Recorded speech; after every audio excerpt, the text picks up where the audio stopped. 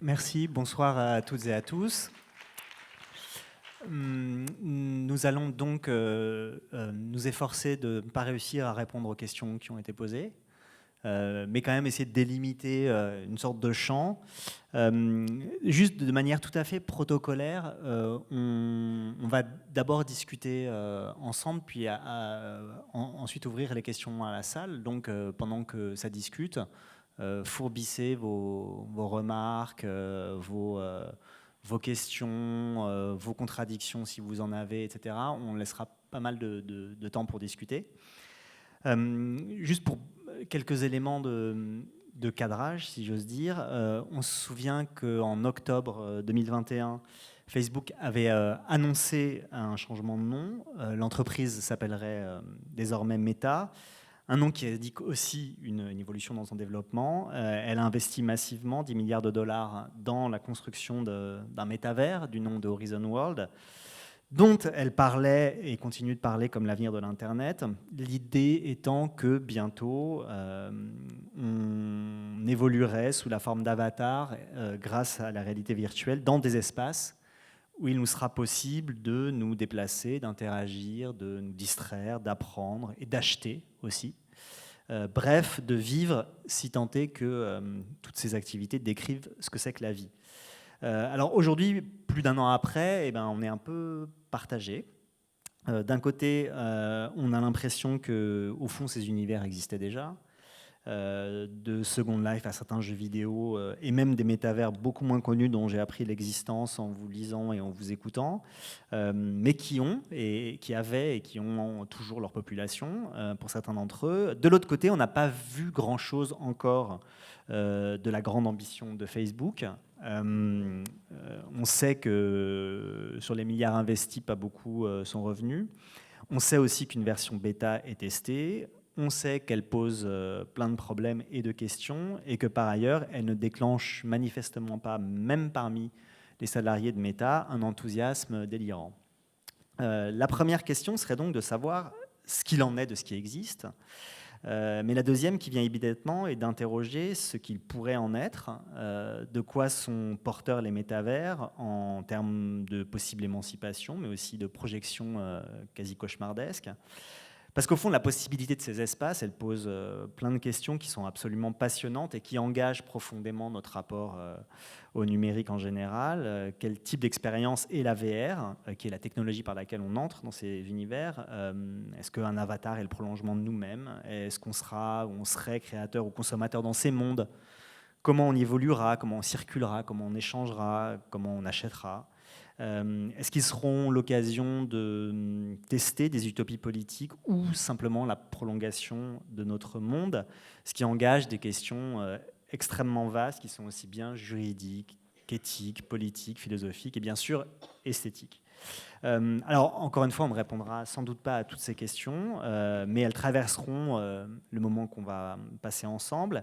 Et donc, pour en discuter, pour commencer à en discuter, puisque j'espère qu'on continuera après tous ensemble, donc j'ai le plaisir de recevoir 3 personnes qui s'intéressent au métavers et aux questions afférentes, mais depuis des points de vue très différents. Et c'est justement cette variété des points de vue qui, j'espère, fera la richesse de cette discussion. Alors, au centre, derrière l'écran, Isabelle Harvert, qui est artiste, curatrice, qui est aussi critique d'art. Votre principal champ d'exploration, ce sont les jeux vidéo et ce qu'on appelle les machinimas, c'est-à-dire les créations d'images et de films à partir de moteurs de jeux vidéo. Stella Jacob, à ma gauche, qui est game designeuse et qui a fait une thèse professionnelle sur la question de la modération dans ces espaces qu'on appelle les métavers. Elle va nous raconter beaucoup plus en détail, mais en gros, comment faire pour sécuriser les interactions entre les gens et leurs avatars dans ces lieux. Et Nicolas Roussel, qui est chercheur à l'INRIA, l'Institut national de recherche en informatique et automatique. Alors, votre champ de recherche, c'est l'interaction homme-machine en général. Mais j'avais envie que vous soyez là aussi parce que vous avez publié il y a un an un papier sur le métavers qui était très synthétique et très clair et très complet et très mesuré. sur ce qui était à la fois existant et possible. Et donc, c'est intéressant de vous avoir là. Donc, voilà, on va commencer par une question toute simple, mais qui ne me semble pas complètement inutile. Comment vous définiriez ce que c'est que le métavers, ce que c'est que les métavers, déjà, parce que peut-être il faut employer un pluriel. J'ai donné une définition ultra simple, mais je pense qu'il faut peut-être l'améliorer. Est-ce que c'était là où vous voulez commencer par essayer de nous donner une définition qu'on complétera?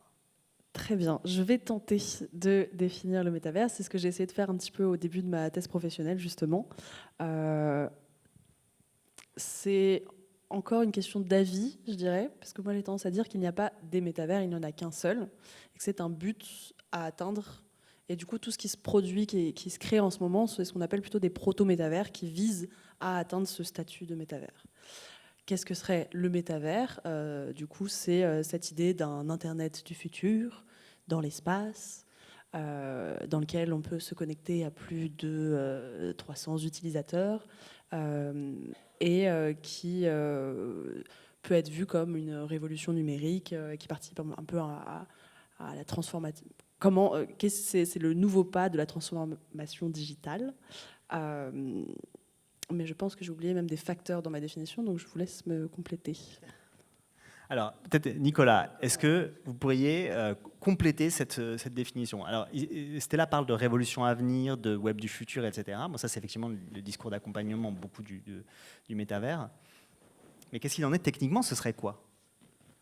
Ben alors, bon, déjà, les gens n'arrivent pas à se mettre d'accord sur ce que c'est. Moi, je ne suis pas du genre à être d'accord par ailleurs, de manière générale.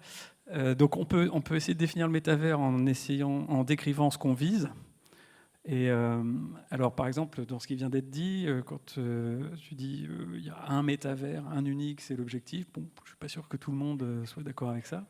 Après, on peut essayer aussi de décrire ce que c'est qu'un métavers en décrivant les trucs qui existent ou les trucs qu'on essaye de faire. Et donc, bon, nous, avec mon collègue Pascal Guiton, là, quand on a réfléchi à tout ça, c'est un peu ce qu'on a essayé de faire. Et on a essayé de faire la description la plus minimaliste qui nous semblait capturer à peu près les différents exemples. Alors, du coup, c'est une définition dans laquelle pas grand monde se retrouve parce qu'à chaque fois, ils estiment qu'il manque quelque chose. C'est intéressant, ça, tu as une définition dans laquelle personne ne se retrouve. Oui, mais pour autant, je pense que ça capture quand même pas mal le point commun entre les différents trucs sur lesquels on colle des étiquettes métavers. Donc, si je me lance, je dirais, d'abord, c'est un truc informatique. C'est bête de le dire, mais sans le numérique, ça n'existerait pas. Ensuite, c'est un truc informatique dans lequel on crée un monde. Et donc, un monde, ça veut dire des décors, des paysages, des bâtiments, des êtres animés, vivants ou pas, autonomes au sens qui existent indépendamment des humains ou contrôlés par des humains. Et dans ce cas-là, on parle d'avatar. Ensuite, ces différents éléments qui constituent le métavers ont des comportements, et les comportements, comme ce qui constitue globalement le métavers, peuvent être similaires au monde réel ou pas. Donc on peut dire « je recrée Paris » ou « j'invente une nouvelle ville ». On peut dire « j'invente une nouvelle ville complètement from scratch en bon français », ou alors dire « j'invente une nouvelle ville dont les contours seraient délimités par… je ne sais pas quoi, l'ensemble des tweets échangés chaque jour sur tel sujet, et donc je crée quelque chose de nouveau, mais qui est quand même relié d'une manière… à ce qui se passe dans le monde réel. Et puis, donc ça c'est pour le monde, quoi. Puis pour les comportements, même si je dis je recrée Paris, je peux dire je recrée Paris ou pour me déplacer de Solferino à ici, je marche et je prends le métro, ou je recrée Paris et je peux voler. Et dans ce cas-là, c'est la réalité, mais pas tout à fait la réalité. Un autre point important, c'est ces trucs-là peuvent être accédés à travers différentes interfaces. Donc souvent on insiste sur le côté immersif, mais ou pas. Ça pourrait ne pas être immersif. Pardon, si c'est pas immersif, c'est quoi? Si c'est pas immersif, c'est un clavier. Juste un clavier, un écran. Un écran. Si c'est pas immersif, ça peut être avec une manette devant une grande télé. Et donc voilà, donc ça je pense qu'on peut en discuter. Et un autre point important, c'est beaucoup de gens peuvent accéder à ce truc-là au même moment. Parce que sinon, si j'ai mon univers à moi tout seul, est-ce que c'est encore un métavers? C'est pas sûr. Et dernier point, c'est le monde perdure même quand on n'y est pas. Et donc, quand je quitte le monde en question, si je reviens 3 jours après, je ne le retrouve pas dans l'état où je l'ai laissé. Ce qui, par exemple, amène au fait qu'une fois qu'on est dedans, on n'a pas forcément envie de sortir, parce que si on sort, on ne sait pas ce qui va se passer quand on n'y est pas. Donc là, j'ai une création informatique, des décors des êtres, des comportements, des interfaces, des personnes multiples personnes au même moment, et le fait que ça dure dans le temps. Je pense qu'à peu près tout ce que j'ai vu qui sur lequel on colle une étiquette métavers, on retrouve tout ça. Après, sur chacun, on peut rajouter encore d'autres trucs. Vous êtes d'accord sur cette définition ? Oh, oui.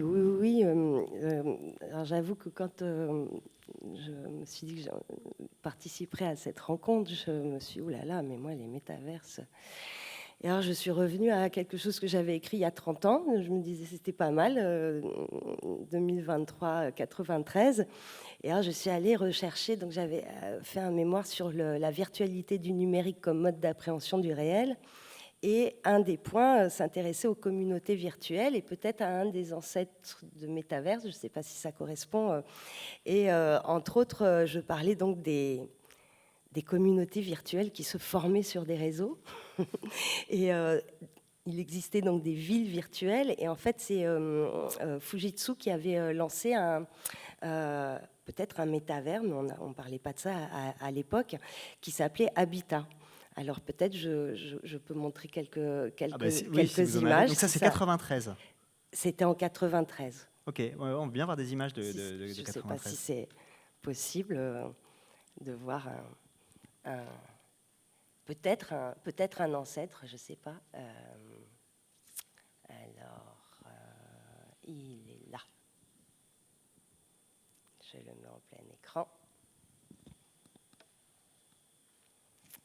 Comme ça. Ok, donc c'était quoi le principe ? C'était qu'on était un chien ? Alors, on pouvait déterminer son avatar. Okay. On n'était pas forcément un chien, mais on pouvait déterminer son avatar. Donc, on pouvait être un chien, on pouvait être un personnage. Et en fait, c'était une ville virtuelle qui, à ce moment-là, avait à peu près 9000 habitants. Ouais, quand même. Et ils avaient carrément créé une république. Voilà, donc il y avait déjà une dimension politique. Donc là, on voit... alors, par contre, j'ai certes fait quelques mois de japonais, mais je ne saurais pas dire s'il y a un chat ou pas, si ce sont des dialogues, si quelqu'un parle, peuvent nous éclairer. Mais voilà, donc ce serait peut-être un des ancêtres de... Mais donc, en fait, ce qui est rigolo dans ce que vous montrez, c'est qu'au fond, ça existe déjà. Enfin, non mais...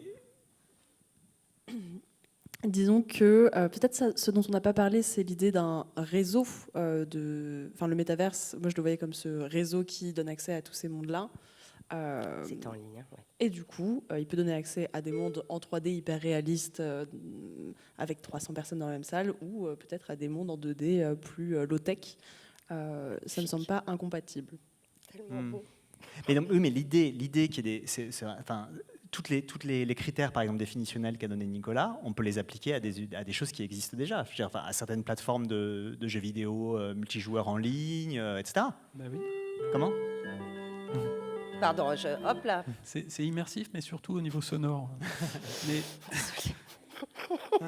Non, mais blague à part, on retrouve dans cet exemple-là pas mal de caractéristiques que j'ai données tout à l'heure, puisque on peut être un chien. Dans le monde réel, j'ai pas encore réussi. On a quand même un monde, il y a un certain nombre d'utilisateurs en parallèle, avec des règles, etc. Après, donc oui, ça existe depuis longtemps. Après, je pense, pourquoi tout d'un coup on a beaucoup parlé des métavers ? On n'a pas dit, mais le terme, à l'origine, il est sorti d'un bouquin de science-fiction des années 90. Mais en fait, dans la littérature, dans les films, ça fait longtemps qu'on parle d'environnements comme ça qui permettent de connecter des gens dans une réalité un peu alternative. Donc après, pourquoi tout d'un coup, il y a ce mot qui s'impose, etc. Parce que quelque part, pour moi, c'est ma théorie, il y a une espèce de fusion des espérances multiples de plein de catégories de gens et qui, pour une raison qui me semble encore mystérieuse, se retrouvent derrière ce concept.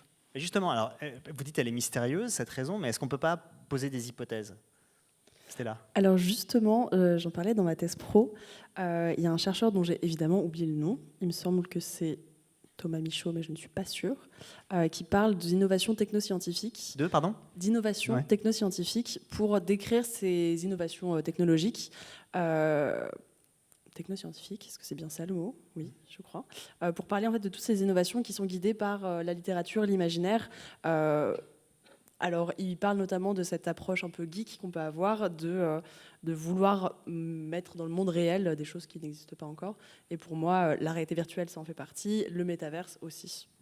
Alors, mais sur les hypothèses, alors pourquoi maintenant? Je veux dire, si l'imaginaire existe depuis longtemps, il y a des proto-métavers qui existent, etc., pourquoi là, tout à coup, il y a un... Alors, voilà, pourquoi Facebook saisit cette opportunité ou la construit? Je ne sais pas, peut-être que c'est le cas. Est-ce que, par exemple, moi, je me demandais si... alors, je ne sais pas, c'est peut-être une hypothèse complètement foireuse, hein, mais je me demandais si le confinement n'avait pas un truc à voir là-dedans. Si au fond, c'était pas une prolongation. Si, vous pensez aussi? Non, alors je dis que c'est mystérieux, mais en fait j'ai une idée. Ah, ok. Non, mais je pense qu'il y a un faisceau de raisons. Donc, alors plusieurs exemples. Donc d'abord, oui, le confinement, clairement. D'ailleurs, c'est peut-être pas un hasard qu'au moment où Facebook fait son annonce, là, il y a un an, enfin Meta, on sort à peine des périodes de confinement. Donc c'est peut-être ça aussi qui a fait que tout d'un coup, plein de gens ont vu un intérêt là-dedans.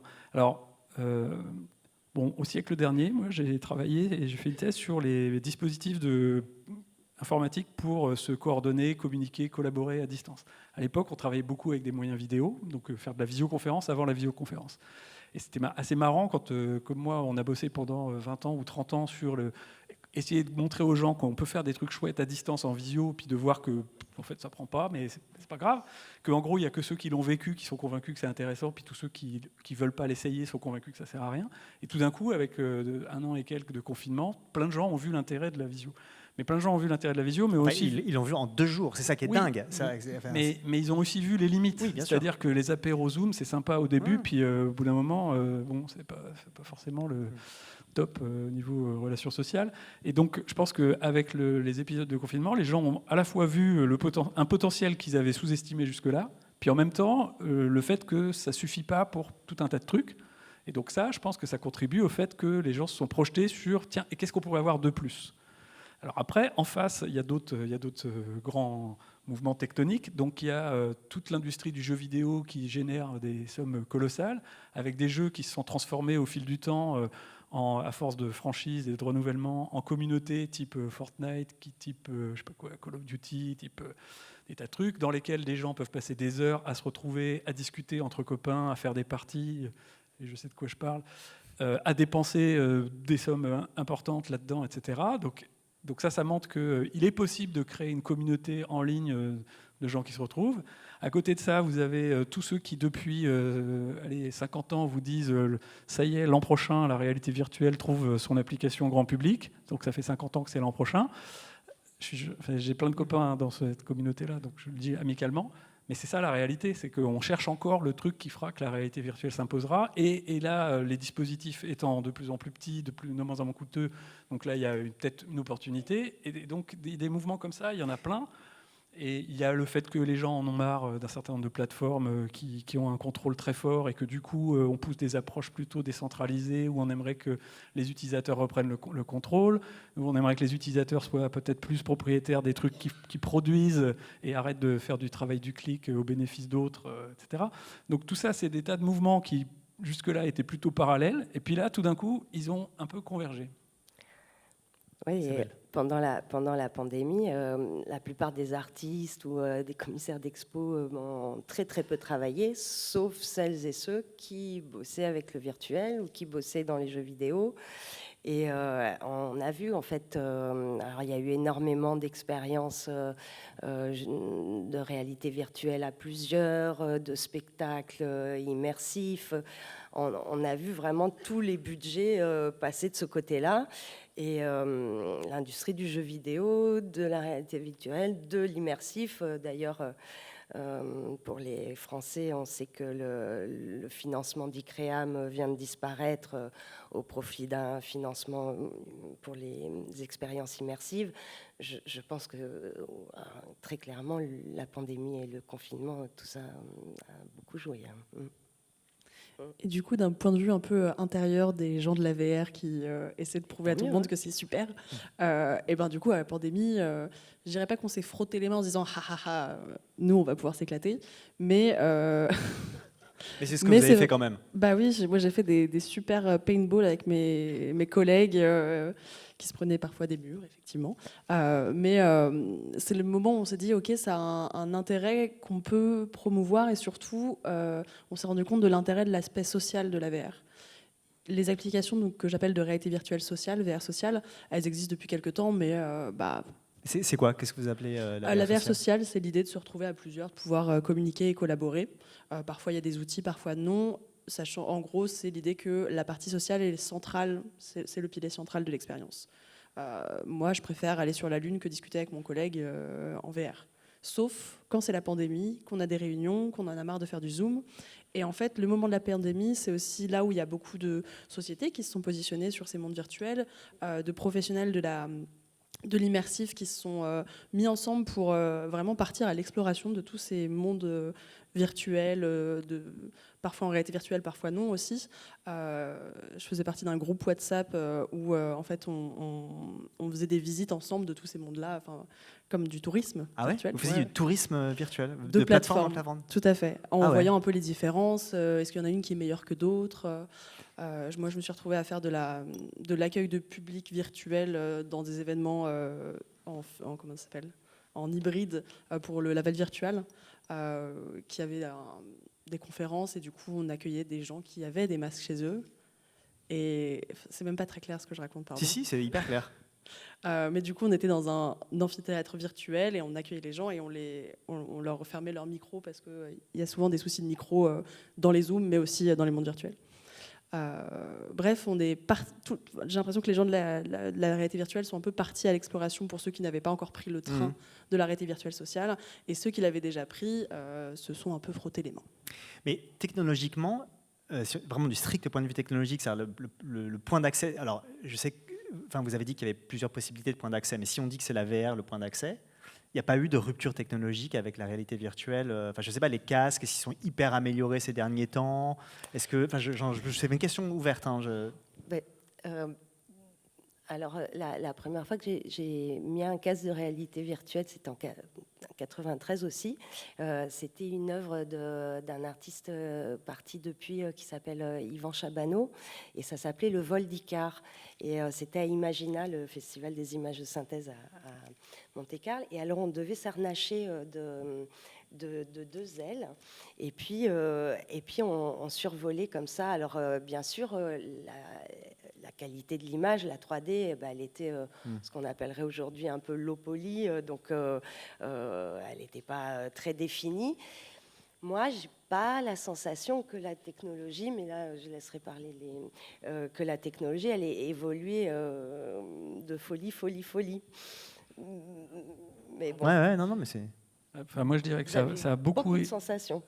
Non, mais moi, je dirais que ça a beaucoup évolué, mais comme la techno vidéo, c'est chaque année, l'image est plus grande, chaque année, elle est plus belle, le son est meilleur. Mais le problème, c'est que notre point de référence, il est à un niveau de détail et d'expérience qui est juste colossal. Et c'est quoi notre point de référence? C'est le réel? C'est le réel. C'est-à-dire que là, la vision que j'ai des gens qui sont là, ma capacité à aller discerner un détail, enfin moins maintenant, parce qu'avec l'âge, c'est plus dur.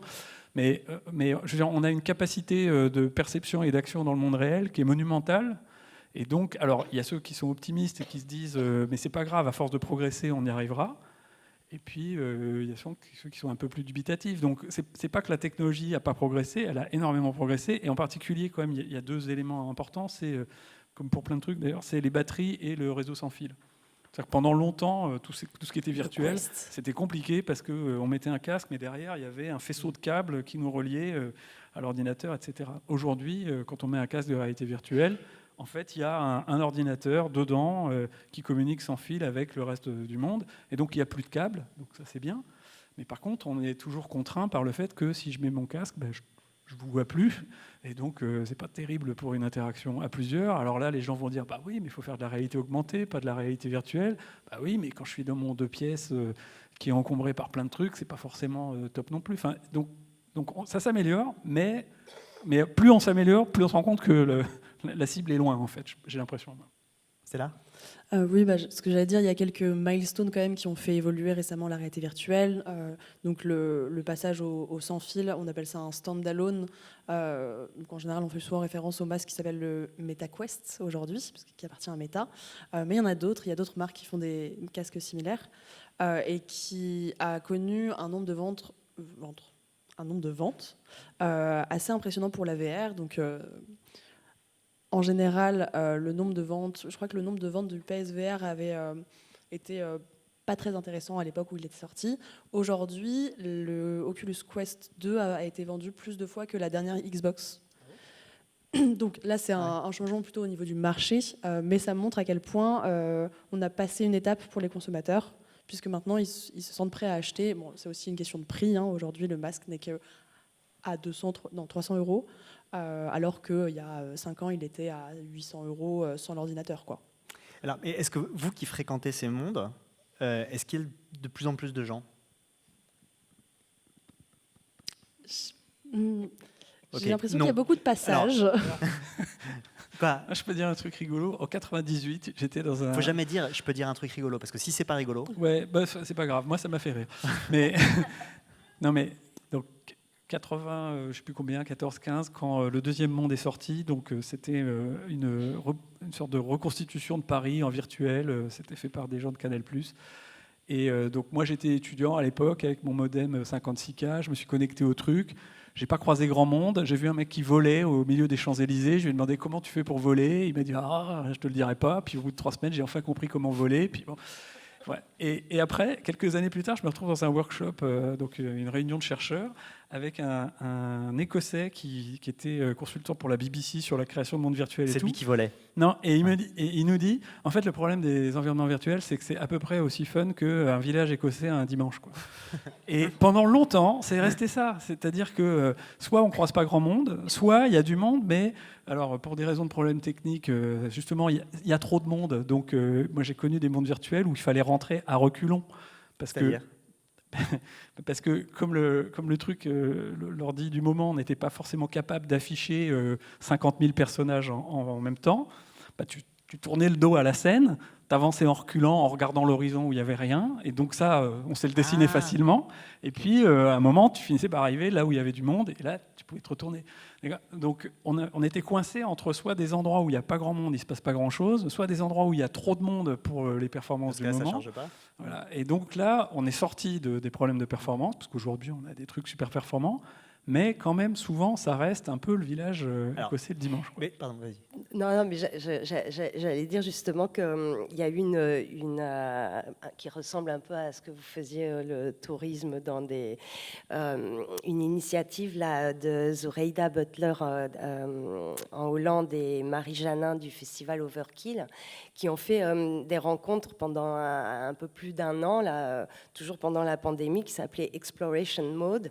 Et en fait, elles sont allées visiter tous ces espaces qui ont été créés, en fait, soit pour des événements virtuels, soit pour des expos, et qui sont vides. Et ça donne des choses plutôt sympas. Mais la plupart de ces espaces sont vides. Alors là, pareil, on peut voir des images. Ouais, c'est comme de l'urbex, mais virtuel. On peut toujours voir des images. C'est fou. Alors, du coup, ça pose une question. Vous me dites, il y a un discours un peu contradictoire. D'un côté, toutes les conditions sont réunies pour que ça prenne, si j'ose dire. Enfin, tu vois, techniquement, ça s'améliore. Il y a eu la pandémie, etc., une sorte d'habituation, enfin, je ne sais pas comment dire, d'acculturation à la vie dans les écrans, etc. Facebook investit mais masse de thunes, voilà. Donc du coup, ça crée un marché. Il y a voilà. Donc d'un côté, il y a ça, et de l'autre, finalement, il n'y a pas grand monde. Donc c'est quoi le problème, quoi? Après, moi, je trouve que ça rappelle quand même beaucoup, alors certes, il n'y a pas la dimension réalité virtuelle, mais ça rappelle quand même beaucoup ce qui s'est passé avec Second Life, et l'engouement énorme qu'il y a eu en 2007-2008, où toutes les marques se sont mises à avoir leurs espaces, à vendre des habits, enfin, il y avait des gens qui faisaient fortune en vendant des terrains, en vendant... Il y a eu un moment, il y a eu du monde sur Second Life, et puis je crois qu'il reste encore un peu du monde. Oui, encore un peu.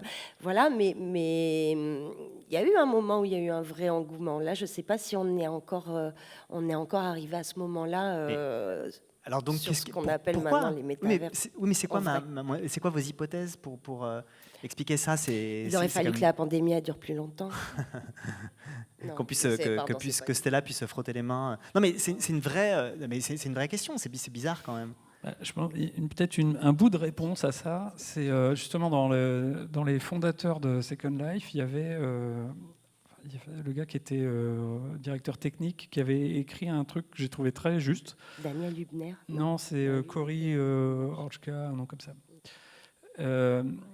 En fait, le problème, c'est que pour que le monde donne envie, pour que ça soit un endroit sympa et pas juste quelques trucs cubiques, il faut beaucoup de détails. Et donc, produire une description très détaillée d'un monde imaginaire, bah, c'est coûteux, c'est coûteux de tout point de vue, quoi. C'est coûteux en temps, c'est coûteux en moyens, etc. Et pour que des gens puissent rester longtemps dans un univers virtuel, quelque part, à un moment donné, il faut aussi qu'ils en retirent quelque chose, parce que sinon, tout le monde ne peut pas se permettre le luxe de passer sa journée juste à se promener dans un univers virtuel. Donc le point de rencontre de ces deux problèmes-là, c'était de dire ces trucs-là ne marcheront que le jour où les gens pourront eux-mêmes créer des éléments du monde et où pourra se développer une forme d'économie à l'intérieur de ce truc, parce que du coup, plein de gens qui créent le monde pourront en tirer bénéfice, ce qui justifiera le fait qu'ils passent du temps dedans.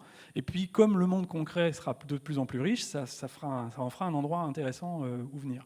Et c'est un peu pour ça, d'ailleurs, que Second Life a vécu et survit encore, parce qu'il y a une économie liée à Second Life. Les gens encore aujourd'hui, il y a une économie. Ouais, okay. Les gens, ça génère, d'ailleurs, enfin, j'ai plus le chiffre en tête, mais ça génère beaucoup de vrais dollars. Ouais. Et donc, parce qu'il y a des gens qui produisent des trucs et puis qui peuvent les vendre à d'autres. Donc, on peut dire, j'achète un terrain et après je demande à quelqu'un de me construire une maison et je lui dis à quoi je veux que ça ressemble et c'est pas moi qui l'a construit, on me l'a construit. Il y a beaucoup de travailleuses du sexe aussi, travailleuses travailleurs du sexe aussi qui font toujours, qui sont toujours actives. Mais d'ailleurs, je trouve que si on revient à Second Life, ce qui est intéressant juridiquement, c'est que la seule chose qui était protégée par Linden Lab, c'était le nom, le label Second Life, mais que sinon, pour tout le reste, en fait, les choses appartenaient à ceux qui les créaient. Donc, par exemple, pour ceux qui faisaient des films dans Second Life, il fallait ensuite aller demander l'autorisation à chaque avatar ou à chaque espace dans lequel on faisait le film, puisque la propriété intellectuelle appartenait à ceux qui avaient créé soit... c'est dingue, pas la plateforme. Non. La seule chose qui est protégée dans Second Life, c'est le nom. Encore aujourd'hui? Alors là, ça c'est pareil, c'est des choses qui datent dans... Peut-être que c'est plus le cas aujourd'hui, je saurais pas dire. Alors pour Second Life, très bonne question, et je pense que c'est possible que ce soit encore le cas. En tout cas pour Meta, c'est sûr que non. On signe avec son sang quand on rentre sur Horizon World pour donner toutes ces données. Vous y êtes allé un peu cliché, mais... Vous êtes allé sur Horizon World? Horizon Worlds, la version française qui est sortie, non. Okay. La version française, parce qu'elle a été ouverte à la France récemment, il y a quelques mois. Et il me semble que j'avais fait un tour, mais je confonds parce qu'il y a eu du Horizon The News, il y a eu du Horizon World, il y a eu des vidéos que j'ai vues où j'ai l'impression d'avoir été dedans, mais en fait c'était juste des vidéos. Voilà, je préfère pas trop. Mais en tout cas, pour avoir étudié plus la partie légale de tout ça, clairement Horizon a un intérêt à garder les droits sur sa plateforme. Alors, on va revenir au modèle possible, effectivement, mais alors, donc pour l'instant, il n'y a pas grand monde, en tout cas pas plus de monde qu'avant, mais il y a convergence de faisceaux pour qu'un jour que ce soit plus peuplé. Donc postulons le fait que ça va se produire. Moi, j'aimerais bien, j'ai très peu expérimenté la VR, donc du coup, à part l'envie de vomir, j'ai vraiment une image hyper vague de ce que ça produit. Et donc, j'aimerais que vous me décriviez, les uns et les autres, ce que c'est que l'expérience d'aller se promener, de vivre un moment, d'interagir, etc., dans ces espaces. Qu'est-ce qu'on peut attendre de la vie, mais je parle même d'un point de vue très sensitif, dans ces lieux. Je peux vous faire une journée type rapidement, si besoin, une journée type dans le métaverse. Il faut savoir que pour des raisons très physiques, on n'est pas fait pour rester très longtemps en réalité virtuelle. Pour les premières personnes, c'est plutôt 30-45 minutes. Ça dépend des personnes, mais on va dire qu'au-delà, on a un risque d'avoir du motion sickness ou d'être un peu fatigué. Donc faire une journée en réalité virtuelle, il faut s'être entraîné. Mais si on imagine dans le futur qu'on est super entraîné, qu'on a passé beaucoup de temps, à quoi ressemblerait une journée dans le métaverse ? Potentiellement Le matin, je ne pense pas qu'il y ait quelque chose de particulier. On ne mange pas dans le métaverse, on ne peut pas manger dans le métaverse. Par contre, on peut travailler dans le métaverse, donc faire des réunions, de la collaboration, du prototypage. C'est un exemple que je sors souvent. Pouvoir prototyper en temps réel à plusieurs, c'est quand même quelque chose que les mondes virtuels nous permettent, qu'on ne peut pas faire dans le monde réel, et qui permettent d'accélérer un peu les processus de création, voire même de gagner de l'argent pour certains. Voilà. Donc, travailler, créer, ça oui, on peut le faire. Sociabiliser, évidemment, retrouver ses amis, faire une partie de paintball, de basket ou juste discuter. Rencontrer du monde aussi. Il y a des communautés, notamment sur des plateformes comme VRChat, où les gens se rencontrent. On peut tomber amoureux aussi dans le métaverse, pourquoi pas. Ce qui crée des relations que je trouve hyper intéressantes. On peut aussi consommer, on peut acheter des choses, on peut acheter des vêtements pour son avatar, on pourra peut-être acheter des meubles chez Ikea et se les faire livrer aussi, potentiellement. C'est ça qui intéresse évidemment les GAFA et les méta Facebook, quoi. Qu'est-ce qu'on peut faire d'autre dans le métaverse? On peut aussi se divertir. On peut notamment assister à des concerts virtuels. Justement, super. Est-ce que je peux montrer une petite image? Une petite image. Sans le son, comme ça. Donc on peut par exemple assister à des concerts, des spectacles virtuels. Il y a déjà eu du coup des précédents dans des plateformes comme Fortnite. On parle beaucoup du concert de Travis Scott qui avait quand même réuni plusieurs millions de joueurs et joueuses. Mais on peut aussi jouer ensemble. Ouais. Wow. Ça c'est un métaverse sud-africain. Africa Rare. Et là, c'est une expérience justement, on va dire mixte de concerts comment tu appellerais ça Hybride. Hybride entre le Japon, l'Afrique du Sud et ce métaverse Africa Rare qui vient d'Afrique du Sud. Donc là, en fait, ce qu'on remarque, c'est aussi l'éclatement des frontières, que je trouve aussi très beau et assez souhaitable, en fait, grâce à ce métaverse ou à des proto-métaverses. L'idée de rencontrer d'autres personnes, de sortir de ces cercles, de pouvoir, sans le savoir, rencontrer des gens qui sont peut-être complètement différents de nous aussi. C'est ce que permet aussi le métaverse. Ça, c'est ce que vous expérimentez, vous, déjà, dans les plateformes que vous... dans les différents univers que vous fréquentez?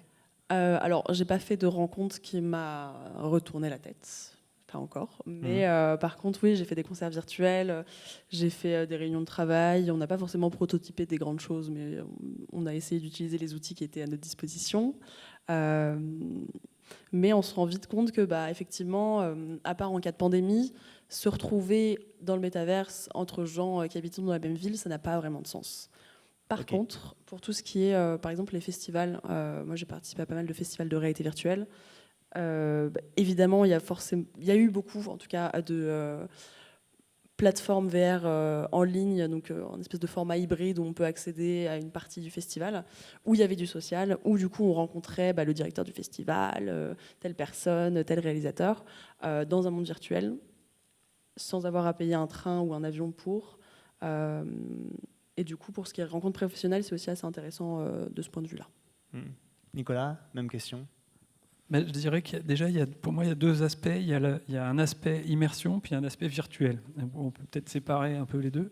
Donc l'immersion, l'idée, c'est de vivre l'expérience comme on vit la réalité, ou alors d'avoir... donc on parle de sentiment de présence. La présence, c'est l'absence de médiation. Donc j'ai l'impression d'être réellement dans le truc que je vois et pas de le regarder à travers un écran, par exemple. Mais on n'a pas forcément besoin de dispositifs très sophistiqués pour ça. Quelqu'un qui a regardé 12 épisodes d'une série à la suite peut avoir le sentiment d'être dans la série. Enfin, moi, ça m'est arrivé. D'accord, de penser au personnage, de penser à l'histoire, d'imaginer ce qui va leur arriver ensuite, etc. Ça peut arriver peut-être pour certains, ça m'est arrivé il y a longtemps, en lisant des bouquins, ça peut arriver en jouant à des jeux vidéo sans forcément avoir un casque, etc. Donc il y a cet aspect immersion. Puis après, il y a l'aspect virtuel, où là, c'est plutôt être capable de voir des choses ou de faire des choses qu'on ne peut pas faire dans le monde réel. Et quand on a le couplage des deux, c'est avoir réellement l'impression de vivre des trucs qu'on ne peut pas vivre normalement. Et je pense qu'une bonne façon de mesurer ça, mais forcément ça va parler qu'à ceux à qui ça parle, comme d'habitude, c'est si vous avez longtemps joué à des jeux dans lesquels vous pouvez grimper facilement au sommet de n'importe quel immeuble, sauter, ouvrir un parachute et aller vers l'autre immeuble, il peut arriver que vous soyez dans Paris en train de regarder un toit puis de vous dire je me demande où j'arriverais si je sautais de là en parachute. D'accord. Et ça, pour moi, c'est un bon sentiment, un bon indice de le truc dans lequel j'ai passé un certain nombre d'heures à sauter en parachute de bâtiment, il produit un sentiment d'immersion. Et pour autant, j'ai pas mis de casque de réalité virtuelle ou de trucs. J'ai pas de manette sophistiquée, quoi. Et d'ailleurs, dans la plupart des exemples qu'on a montrés, pour l'instant, il y avait peu de dispositifs très compliqués. Et donc, si j'essaye de vous comprendre, ça veut dire un élément très fort, une motivation très forte, c'est s'abstraire des contraintes des lois physiques. C'est-à-dire la distance, le poids, la gravité. Enfin, il y a un truc très, très simple. Ouais, ça, c'est un peu une caractéristique du numérique de manière générale, d'être capable de faire avec des moyens numériques des tas de choses qu'on ne peut pas faire facilement, voire pas du tout, avec des je sais pas, dans le monde réel. Quoi d'autre comme exemple? Par exemple, la capacité à aller faire une recherche dans je ne sais pas oui. combien de documents d'un coup, en claquant les doigts, c'est quand même pas facile avec des documents papier. Donc là, on le prolonge, mais cette fois-ci, c'est le corps, quoi. Non, pardon, je suis en train de montrer un... Ça, nous, on essaie d'avoir des propos sérieux, pendant ce temps-là, vous balancez des... Non, mais qui vont totalement avec ce qui est dit. C'est une œuvre d'un artiste japonais, Yota... je voudrais pas dire mal son nom, Shota Yamochi, qui s'appelle Lonely Eyes. Et en fait, c'est une expérience de réalité virtuelle, mais vous voyez, grâce à ce splendide harnachement qui permet le retour d'effort. Et en fait, à savoir, j'ai aussi testé, et c'est la première fois que j'ai eu une sensation que donc, je n'ai pas pu avoir dans la réalité, puisque pour la première fois de ma vie, j'ai eu la sensation physiquement d'entrer dans du virtuel, comme d'avoir cette sensation de me... Ah, ça, il faut décrire. De physiquement, et ça peut pas être une sensation réelle, j'avais vraiment cette sensation d'avoir un retour, ou comment dire, quelque chose de... Un retour haptique. Voilà, un retour haptique, et c'était très étrange. Ah, c'est quoi un retour haptique? Par exemple, si je me lève et que je pars en courant en direction du mur, à un moment donné, je vais sentir quelque chose, le mur en l'occurrence. Si je fais la même chose dans la plupart des environnements virtuels, si j'ai pas de dispositif à retour haptique, je vais taper le mur, mais je vais rien sentir. Je vais pas sentir le mur. Donc le retour haptique, c'est être capable de ressentir les forces qu'on exerce soi-même sur l'environnement ou qui sont exercées par l'environnement sur nous. Mais là, sans environnement. Très étrange. Avec environnement, pardon. C'était très étrange d'avoir cette sensation d'avancer dans l'espace, mais qui n'était pas la même sensation qu'on aurait quand on avance dans l'espace. C'est du vent. Et du coup, cette question de sentiment d'être dans le virtuel et la question du retour haptique me fait penser à un phénomène qui s'appelle le ghost touch. Je ne sais pas si vous connaissez ça. Non. Le ghost touch, c'est un terme qui est utilisé pour nommer ce sentiment qu'on a quand on se fait traverser par quelqu'un d'autre. Puisque oui, dans le métaverse, on peut traverser d'autres personnes. C'est considéré comme très mal poli, ça ne se fait pas comme ça. Parce que ça peut être très agressif ou justement très tendre. Mais beaucoup de personnes qui, alors je pense, ont une expérience un peu plus approfondie de passer du temps dans le métaverse, d'avoir une vraie relation avec quelqu'un, ont ressenti ce ghost touch de se faire toucher par quelqu'un qui n'est pas là. Donc le cerveau est très fort pour nous faire ressentir des choses qui ne sont pas réelles. Et c'est différent que de se faire toucher par quelqu'un qui est là? Ah oui, parce qu'on n'a quand même pas le sentiment réel d'être touché, mais il y a cette... je ne sais pas si vous croyez aux esprits, mais il y a des gens qui considèrent que parfois ils sont traversés par des esprits, et ce sentiment d'effroi de se faire traverser par des esprits, il peut être un peu proche peut-être du ghost touch. Et ça, alors... On est sur un niveau d'abstraction un peu... Non, mais je vois bien de ce dont vous parlez, mais ça ouvre quoi comme possibilité ça? parce que je ne vais pas poser la question grossièrement, mais quel intérêt? Enfin, c'est quoi? C'est éprouver des sensations juste, et du coup, c'est quoi le... Je me permets de rebondir, pardon. Ah, bien sûr, hein, mais... Alors, au-delà des sensations, qui est quelque chose qu'on vend beaucoup en réalité virtuelle, venez voyager sur Mars, faites ce tour dans ce magnifique montagne russe qui va vous faire vomir, il y a le next step qui est ressentir quelque chose, mais au niveau notamment émotionnel.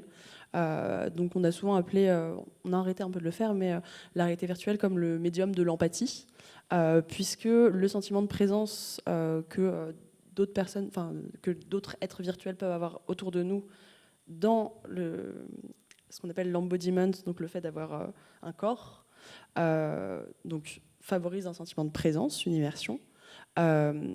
Et du coup, une information qui serait passée par un écran ou par un texte, tout d'un coup, elle est vécue. Elle impacte aussi différemment le cerveau. Donc là, il y a des études, notamment l'École polytechnique de Lausanne, qui explicite que le fait d'avoir un corps en réalité virtuelle, donc d'être embodied, favorise, enfin non, pas favorise, mais fait que l'information va être enregistrée dans la mémoire épisodique, donc la mémoire du vécu, et pas comme un médium plus classique. Ok. Donc ça permet de réparer l'absence produite par nos interactions à distance via des écrans. C'est ça, en fait. En gros, on reviendrait à un état qui est un état, c'est ce que vous dites. C'est un peu ça, c'est-à-dire que, pour illustrer ça peut-être, et encore, c'est pas sûr, disons que c'est plus simple, je sais même pas. Bon, je vais peut-être dire une bêtise, mais moi, dans un monde virtuel, face à quelqu'un d'autre, j'aurais du mal à l'insulter. Alors que dans un jeu multijoueur où je n'ai pas cet embodiment, peut-être. Pourtant, non mais on a, enfin, tous ceux qui sont un peu intéressés à cette question ont vu passer il y a 1 an à peu près cette histoire de ce qui s'est produit avec une bêta-testeuse anglaise dans Horizon World. C'est-à-dire que cette femme a un avatar féminin, elle rentre dans Horizon World, au bout de, je crois, c'est 3 minutes, il y a 3 avatars masculins qui lui sautent dessus, et elle vit une agression sexuelle. Voilà, bon. Donc, c'est quoi la différence avec la vie? Alors, la différence avec la vie... C'est même, on pourrait considérer que c'est exactement l'inverse de ce que vous dites. C'est-à-dire que peut-être que ça a lâché un truc, quoi. Que ces mecs-là ne l'auraient peut-être pas... Enfin, voilà, bon. Donc... Ah, non. Rapidement, la ressemblance avec la vie, c'est que l'impact sur le cerveau il est le même, c'est-à-dire qu'une victime d'agression virtuelle et une victime d'agression physique, le cerveau va être marqué de la même manière, on est sur de la mémoire épisodique, mais en virtuel, ça peut être pris différemment, donc c'est cette question de contexte. Il y a cette question de contexte, pardon. Mais surtout, le souci au niveau légal, en fait, et notamment dans la loi plutôt américaine, c'est que l'agression physique, il faut qu'il y ait un contact physique. Et du coup, dans le monde virtuel, il n'y a pas de contact. Il faut qu'il y ait de la matière. Voilà, il faut qu'il y ait de la matière pour pouvoir la détruire, parce qu'on considère que c'est une altération, une destruction d'un bien qui est son propre corps. Je ne suis pas forcément d'accord avec cette vision-là de l'agression sexuelle, mais bref. Il se trouve que dans les mondes virtuels, du coup, on touche un paradoxe légal sur la question des agressions sexuelles, de 1, et sur les agressions en général, puisque du coup, il y a tout ce qui est insultes, harcèlement verbal, sur lequel on a déjà pas mal de législation, mais du coup, sur tout ce qui est agression physique mais virtuelle, ça n'existe plus. Et le problème est déjà posé avec Second Life, parce qu'il y avait déjà eu des affaires de viol dans Second Life. Et ça s'était tranché comment dans vos souvenirs? Et voilà, c'est ce dont je ne me souviens plus. Nicolas. Alors moi j'allais dire que ce que ça change, c'est que nous, hommes, on peut expérimenter ça aussi. C'est-à-dire que d'être agressé sexuellement. Eh ben ouais, moi dans un jeu où j'étais et où j'avais choisi un avatar féminin, j'ai été victime de harcèlement verbal parce que j'avais un avatar féminin. Et alors, comme je n'activais pas le micro, la personne n'avait aucune idée de qui j'étais. Mais du coup, c'est intéressant, mais pas intéressant. Qu'est-ce qui était intéressant là-dedans? D'abord, c'était intéressant de voir que le gars supposait que mon physique correspondait exactement au physique de l'avatar. Ça se trouve, c'était une fille. Oui, peut-être. Non, parce que j'entendais sa voix. Ah, Lui, le gars ok. avait allumé son micro. Donc j'entendais sa voix. Et donc, alors, donc c'est ça ce qui change avec le virtuel. C'est que du coup, moi, homme, je peux choisir un avatar femme et puis voir comment ça se passe quand je vais au milieu de gens que je ne connais pas. Mais on peut avoir aussi des gens qui, pour plein de raisons, ne veulent pas s'exposer tels qu'ils sont et vont choisir une autre représentation. Donc je pourrais dire, je veux être un panda. Et là, personne ne sait si je suis un homme ou une femme. Je pourrais peut-être même Sauf envisager avec des la trucs qui voix. transforment ma voix. Non, mais on pourrait imaginer des trucs qui transforment la voix ou autre chose. Et moi, quand je fréquente ce genre de trucs, je parle pas. D'abord, je le fais tout seul. Mais je me retrouve régulièrement dans des trucs d'équipe où je suis le gars que l'ordinateur a rajouté dans une équipe parce qu'il manquait quelqu'un. Mais c'est marrant de voir justement des groupes de gens qui socialisent en passant des moments comme ça dans des environnements virtuels à faire des trucs ensemble. Et c'est marrant de voir la réaction que ces groupes-là ont à quelqu'un qu'on ne connaît pas, qui dit rien, mais qui nous suit partout, voire nous file un coup de main. Il suffit de prendre des photos en plus, et là, on est déjà en train d'harceler. Parce que le fait de prendre des photos de façon répétée sans forcément parler avec une personne, dans la vie réelle, ça fait peur, dans les mondes virtuels aussi. Donc c'est aussi, ça peut être considéré comme une forme de harcèlement également. Mais ça, c'est intéressant ce que vous racontez, parce que en fait, c'est les deux pans, c'est deux des pans qui sont. C'est-à-dire que d'un côté, il y a la question de comment on règle des questions juridiques, qui est une question. Ça pose des questions de droit. Ce que vous disiez sur la question de la matérialité, l'agression sexuelle d'un corps qui n'est pas matériel, et ça. Pardon ? Oui, puis des questions compliquées, parce que moi, on n'est pas là pour parler des soirées que je passe à jouer, mais ça m'arrive souvent de mettre quelques minutes avant d'avoir une idée claire de quelle est la langue que parlent les gens, parce que dans ce genre de truc, on croise des gens de plein de pays différents. Je comprends pas les deux. Moi, je me retrouve à faire des parties avec un groupe de gars qui est visiblement anglais, parce que ça, je sais comprendre, puis des fois italien, ça, je comprends à peu près, ou portugais, ok, je comprends à peu près, puis des fois, c'est des langues que j'ai du mal à identifier. Je ne suis pas expert en danois, suédois, finlandais ou langue slave. Et donc du coup, déjà en soi, il y a plein de problèmes juridiques qu'on a évoqués sur comment on caractérise ce qui se passe, etc. Mais si en plus la personne qui a le comportement répréhensible, elle est tranquillement assise dans un pays à des centaines ou des milliers de kilomètres, et si la plateforme elle est opérée par un acteur qui n'est pas non plus en Europe. Oui, parce que la question juridique, elle se fait sur le pays dans lequel on est. Hein. C'est la loi du pays dans lequel on est qui s'applique. Oui, non mais dans la vie réelle, c'est rare que la personne qui commet le truc soit dans un pays différent, alors à moins d'être à cheval sur la frontière, mais là, en l'occurrence, on peut avoir des gens de 3 pays différents qui se retrouvent au milieu de la même affaire. Et comment, pour l'instant, ces espaces-là, comment ils règlent ces questions ? Alors aujourd'hui, Meta et d'ailleurs plein d'autres entreprises qui sont plus ou moins liées au monde virtuel communiquent sur les mesures qu'ils mettent en place. Donc on a Meta qui a notamment beaucoup communiqué sur ce qui s'appelle des space bubbles. Donc c'est l'idée qu'en fait dans les mondes dans le Meta Horizon, les avatars ont un espace qui leur est propre, qui est d'environ 80 cm de diamètre. De distance ressentie. C'est ça, c'est hyper beau ce terme. C'est le terme exact. C'est en distance ressentie, d'accord. Ouais. Je ne sais même pas à quoi ça correspond. Justement, c'est 80 cm de distance ressentie. Non, mais c'est magnifique. Mais du coup, c'est complètement basé sur ces règles de proxémie en fait, qu'on a tous, qui diffèrent en fonction des cultures, mais qui sont de ne pas rentrer dans un espace trop proche. Voilà. C'est ça en fait que Meta essaie de mettre en place, mais de façon automatisée et surtout dans une espèce d'approche très solutionniste où voilà, bip, c'est bon, c'est réglé, plus de problème. Malheureusement, ça ne marche pas comme ça et pour avoir du coup un peu étudié les outils de modération, donc les outils de modération plutôt dans les mondes virtuels, le jeu vidéo, un peu les réseaux sociaux aussi, je me suis rendu compte que la plupart des outils ne sont que des outils, que c'est quelqu'un qui a fait bip bap boop et qui a trouvé la solution miracle pour régler les problèmes de violence, etc. C'est jamais le cas, c'est toujours contourné, et parce que en fait le souci il est plus profond, il est à la fois dans l'absence de système judiciaire lié au monde numérique, on va dire, l'absence même de notion de justice, Et puis, un autre sujet qui est l'absence de contexte, puisque le C'est-à-dire contexte privé et le contexte public, ce sont deux choses très différentes. Et dans les mondes virtuels, c'est très peu clair, puisqu'on peut se retrouver avec un groupe d'amis et avoir une autre personne qui arrive.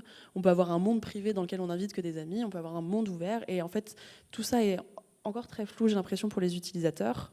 Et du coup, il y a des choses qui ne devraient pas se passer qui se passent. Et j'imagine que ça pose aussi la question de l'archivage, de la documentation. Donc ça implique qu'on puisse faire la preuve de ce qui nous est arrivé. Alors Meta a un super outil pour ça, évidemment. Leur outil consiste à appuyer sur un bouton dans son interface pour envoyer directement à Meta les 5 dernières minutes d'enregistrement du masque de la personne.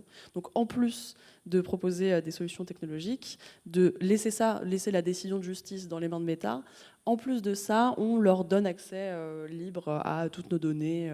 Oui, c'est que la question de la vidéosurveillance paraît, mais alors ultra ridicule par rapport à ça. Ouais. Puisque ça veut dire que Meta donc enregistre toutes les interactions, etc. Non, moi je dirais pas ça, parce que le problème de la vidéosurveillance, c'est que c'est difficile d'y échapper. Là, on choisit d'aller dans cet environnement. Pour l'instant, en tout cas, on choisit d'y aller. Donc si on veut y échapper, il suffit de pas y aller. Oui, mais d'accord. Ouais. Et quand je traverse la rue, si j'ai besoin de traverser la rue, je peux rien faire contre les caméras qui sont mises dans la rue. Après, moi ce que j'ai vu, c'est beaucoup de trucs qui permettent de signaler des comportements inappropriés. Après, moi, j'ai jamais essayé, donc je sais pas. Par exemple, je sais pas s'ils posent des questions, etc. Et même qualifier ce qui est inapproprié, c'est pas toujours évident. Par exemple, donc imaginons un truc dans lequel on fait équipe ensemble, et puis il vous arrive quelque chose de dramatique, vous êtes mourant à côté de moi. Donc, non, mais en vrai ou non, dans le virtuel. Ah, ok. D'accord. Donc je suis un avatar qui crève. Voilà, Okay. Devant moi. Et donc là, j'ai plusieurs choix. Comme on est dans la même équipe, hein. J'ai plusieurs choix. Je peux juste rien faire, et puis attendre que vous soyez mort, puis regarder ce qu'il y avait dans votre sac et dans vos poches, et éventuellement récupérer les trucs. C'est ce que vous feriez dans la vie. Ou pas. Je peux aussi dire, je vais vous sauver, mais d'abord je vais vous faire les poches. Parce que par exemple, si le truc a des règles du type, on ne peut pas piquer dans la poche de son voisin quand il est en état normal, mais que par contre on peut prendre dans la poche de quelqu'un qui est mourant, je peux prendre dans votre poche, puis vous sauver la vie. Alors vous êtes content que je vous ai sauvé la vie, mais en même temps vous avez perdu des trucs que vous aviez peut-être mis du temps à accumuler. Et puis je peux aussi pas du tout m'intéresser à vos poches, et puis vous sauver la vie, et puis... moi, j'observe régulièrement les 3 types de comportements. Ah ouais. Alors, moi, je serais plutôt du genre à sauver le gars et à lui laisser ses possessions, mais j'observe que ce n'est pas forcément le cas de tous les gens avec qui je partage cette activité. Et alors, est-ce que pour autant, il faut que je signale ça comme un comportement inapproprié ? Je ne sais pas, quoi.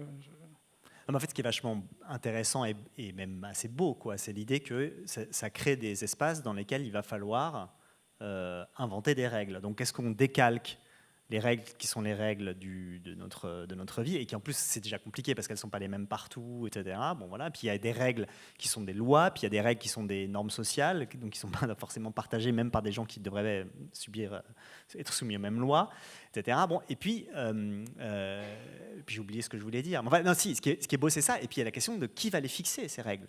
C'est-à-dire que dans le cas de Meta, c'est ce que dit Stella, c'est qu'en fait, c'est des ingénieurs de Meta qui, au lieu de se poser les questions de manière abstraite, les règles techniquement, c'est-à-dire on va pas se demander ce qu'est un harcèlement, etc. Machin, on va créer une bulle de sécurité, ou alors on va enlever les mains, les mains disparaissent quand on rentre dans cette distance, parce que comme ça on ne peut pas toucher, on ne peut pas faire ressentir à l'autre le ghost touch dont vous parliez tout à l'heure. Bon, on règle la question techniquement, mais ça c'est dans le cas de Meta, ok. Mais si on imagine d'autres métavers, par exemple des métavers plus collaboratifs, etc., c'est qu'il va falloir tout discuter. Trop bien. C'est un vrai argument, je trouve. Moi, un des trucs qui m'intéresse dans le métavers, c'est justement l'idée qu'on a cette possibilité de créer une société qui serait un laboratoire à règles communes. Et c'est très utopique de le penser comme ça. Mais justement, repenser la justice, c'est pas forcément une mauvaise idée. Le faire ensemble, c'est presque même une bonne idée en fait. Moi, c'est ce que je défends un petit peu, cette idée que le métaverse peut être ce laboratoire pour le monde réel, peut-être même. Par exemple, en termes de justice, comment vous feriez fonctionner une justice dans un métavers ? Donc, par exemple, est-ce que vous auriez des agents des avatars représentant la loi ou pas. Comment vous imagineriez cette justice ? Là, moi, je pense à des jeux en ligne où finalement ce sont les administrateurs du jeu qui s'investissent comme justiciers et justicières et qui ghostent des gens et qui là, mais alors après pour le métavers, Justement, c'est basé sur ça, cette idée qu'en fait l'autogestion de la communauté. Donc certaines personnes, et c'est encore des sujets compliqués, hein, mais que certaines personnes qui font partie d'une communauté considèrent que ça fait partie de leur rôle de prendre soin de cette communauté en faisant en sorte que personne ne soit mal à l'aise. C'est au-delà même de faire régner la justice et d'avoir un pouvoir d'autorité, mais plus de rappeler le bien commun. Et c'est en fait tout l'intérêt de ce qu'on appelle la justice transformative, la justice restaurative, qui sont des outils de justice qu'on utilise aujourd'hui en complément de la justice réelle classique, ça dans le monde réel. Et justement, on se rend compte que dans les mondes en ligne où il n'y a pas eu trop de législation, s'ils étaient un petit peu concentrés ensemble, etc., ils se tournaient souvent vers des pratiques de justice restaurative. Alors, pas toujours complètement parfaite, hein, mais voilà, le vote, est-ce qu'on bannit cette personne, comment on fait, se poser des questions ensemble et être vraiment dans une recherche d'amélioration commune et collective, quoi. Et ça... Alors pour le coup, dans le jeu en ligne, c'est souvent des réactions assez réactionnaires, pas très et rarement en lien avec la diversité ou l'inclusion. Mais oui, mais ça justement. Alors, imaginons. Alors, effectivement, il faudrait poser la question d'un fonctionnement de la justice, et on pourrait imaginer des formes de justice plus intéressantes que le bannissement, etc. Et en termes, vous parliez d'inclusion, etc. Est-ce que, par exemple, on pourrait utiliser ces espaces-là pour, alors vous disiez inclusif, etc., ou, je ne sais pas, décoloniser ces... Enfin, comment on pourrait imaginer ça ? Oui, parce que ça fait 4 ans là, que je fais un tour du monde à jeux vidéo, mais que dans les pays du Sud. Et entre autres, j'étais au Ghana et je discutais avec quelqu'un qui me disait qu'il était allé sur Horizon Noir. Il était le seul noir. Le seul avatar noir ? Oui. Mais peut-être qu'il y avait des noirs qui avaient des avatars blancs. C'est possible, mais il m'avait dit que lui, ça l'avait fortement dérangé. Et il en avait tiré quoi comme conclusion ? Enfin, il alors, s'était dit quoi ? Qu'il fallait, ce que je pense qu'on peut tous et toutes tirer comme conclusion, qu'il faut réoccuper cet espace, voilà, faire en sorte de... C'est pour ça que je voulais montrer tout à l'heure le Africa Care. Il y a un autre métavers africain qui est en train de se mettre en place qui s'appelle Soda World. Et je pense que ce sont des espaces à investir. Parce que qui sont les administrateurs, administratrices de ces espaces, et en fonction de ça...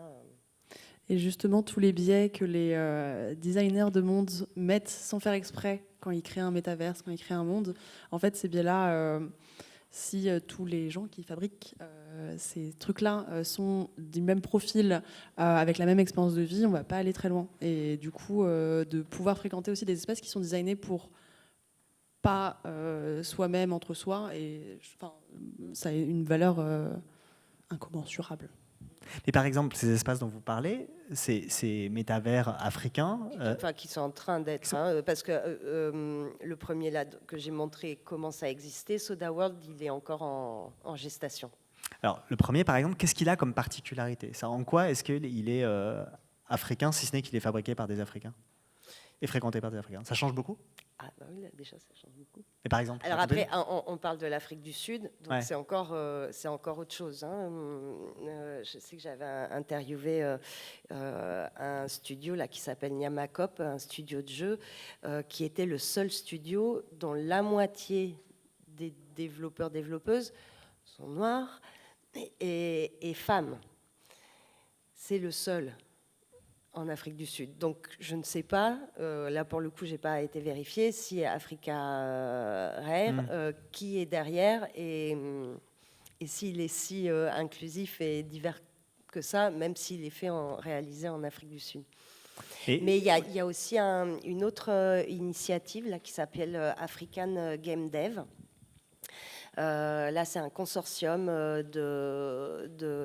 d'acteurs. Alors, on peut parler d'un consortium panafricain qui est en train de mettre en place une académie pour développer des compétences et développer de nouveaux métavers, voilà, et qui réfléchissent à cette importance de venir occuper cet espace. Mais c'est pareil en gestation.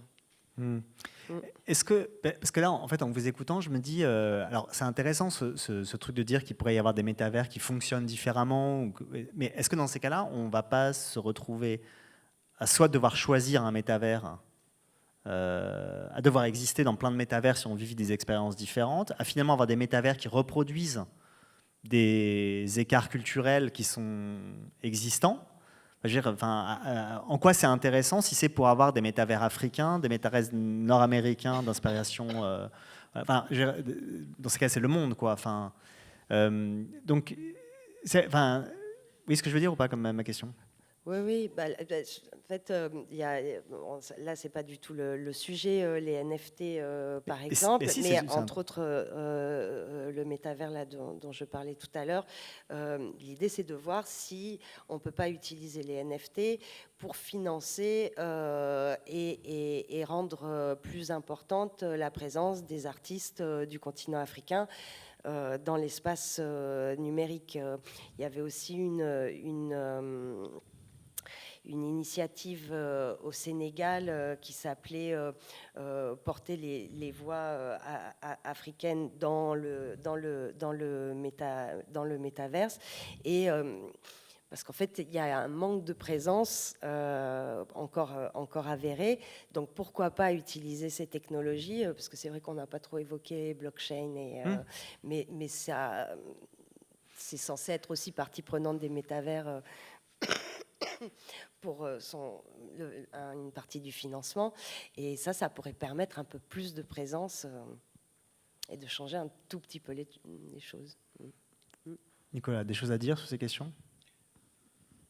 Si je reviens un peu en arrière sur quand on parlait de justice, etc., je me disais, et notamment, il y avait la question de qui décide. Donc il y a cette phrase célèbre, le code c'est la loi. Alors c'est la loi ou c'est le cadre dans lequel les habitants du monde en question définissent eux-mêmes la loi? Donc si c'est très, très contraint, c'est la loi. C'est-à-dire j'ai pas le choix. Et donc, alors si je m'éloigne des questions de justice, mais du choix d'avatar, si je peux choisir que homme blanc ou femme blanche, j'ai pas des masses de choix. Si je peux choisir parmi une variété de profils qui sont prédéfinis, déjà j'ai du choix. Et si je dois construire moi-même mon avatar, je peux avoir l'impression que j'ai plus de choix, mais en réalité, j'ai l'impression que quand on laisse les gens créer eux-mêmes leur avatar, peut-être qu'à la fin, il y a peut-être même moins de diversité que si on leur propose une palette. C'est-à-dire, je ne peux pas choisir, je ne peux pas créer moi-même, mais je dois choisir parmi une palette assez diverse. Et donc, je ne sais pas si vous me suivez là, mais l'idée de dire qu'il y a des choses qu'on peut forcer, vraiment de manière très concrète, et puis il y a un cadre qu'on peut constituer qui donne un espace de liberté plus ou moins large, et dans ce cadre, les gens vont pouvoir développer des conventions entre eux. Et après, espérer que dans un cadre comme ça, où on peut construire des choses collectivement, on va miraculeusement converger sur un truc qui convient à l'intégralité de la planète, je suis un peu dubitatif parce que j'ai l'impression qu'on a essayé plein de fois et puis qu'on n'a jamais réussi vraiment. Est-ce qu'on a vraiment essayé? Oui, c'est ça. Il faut réessayer encore une fois. J'ai envie de dire que je ne connais pas... trouvez-moi un sujet sur lequel la planète entière est d'accord. N'importe lequel. Mais moi, je suis d'accord avec vous, mais est-ce qu'on a vraiment essayé de se mettre d'accord? Je sais pas, j'ai l'impression qu'il y a des gens... En tout cas, il y a des gens qui essayent, d'accord.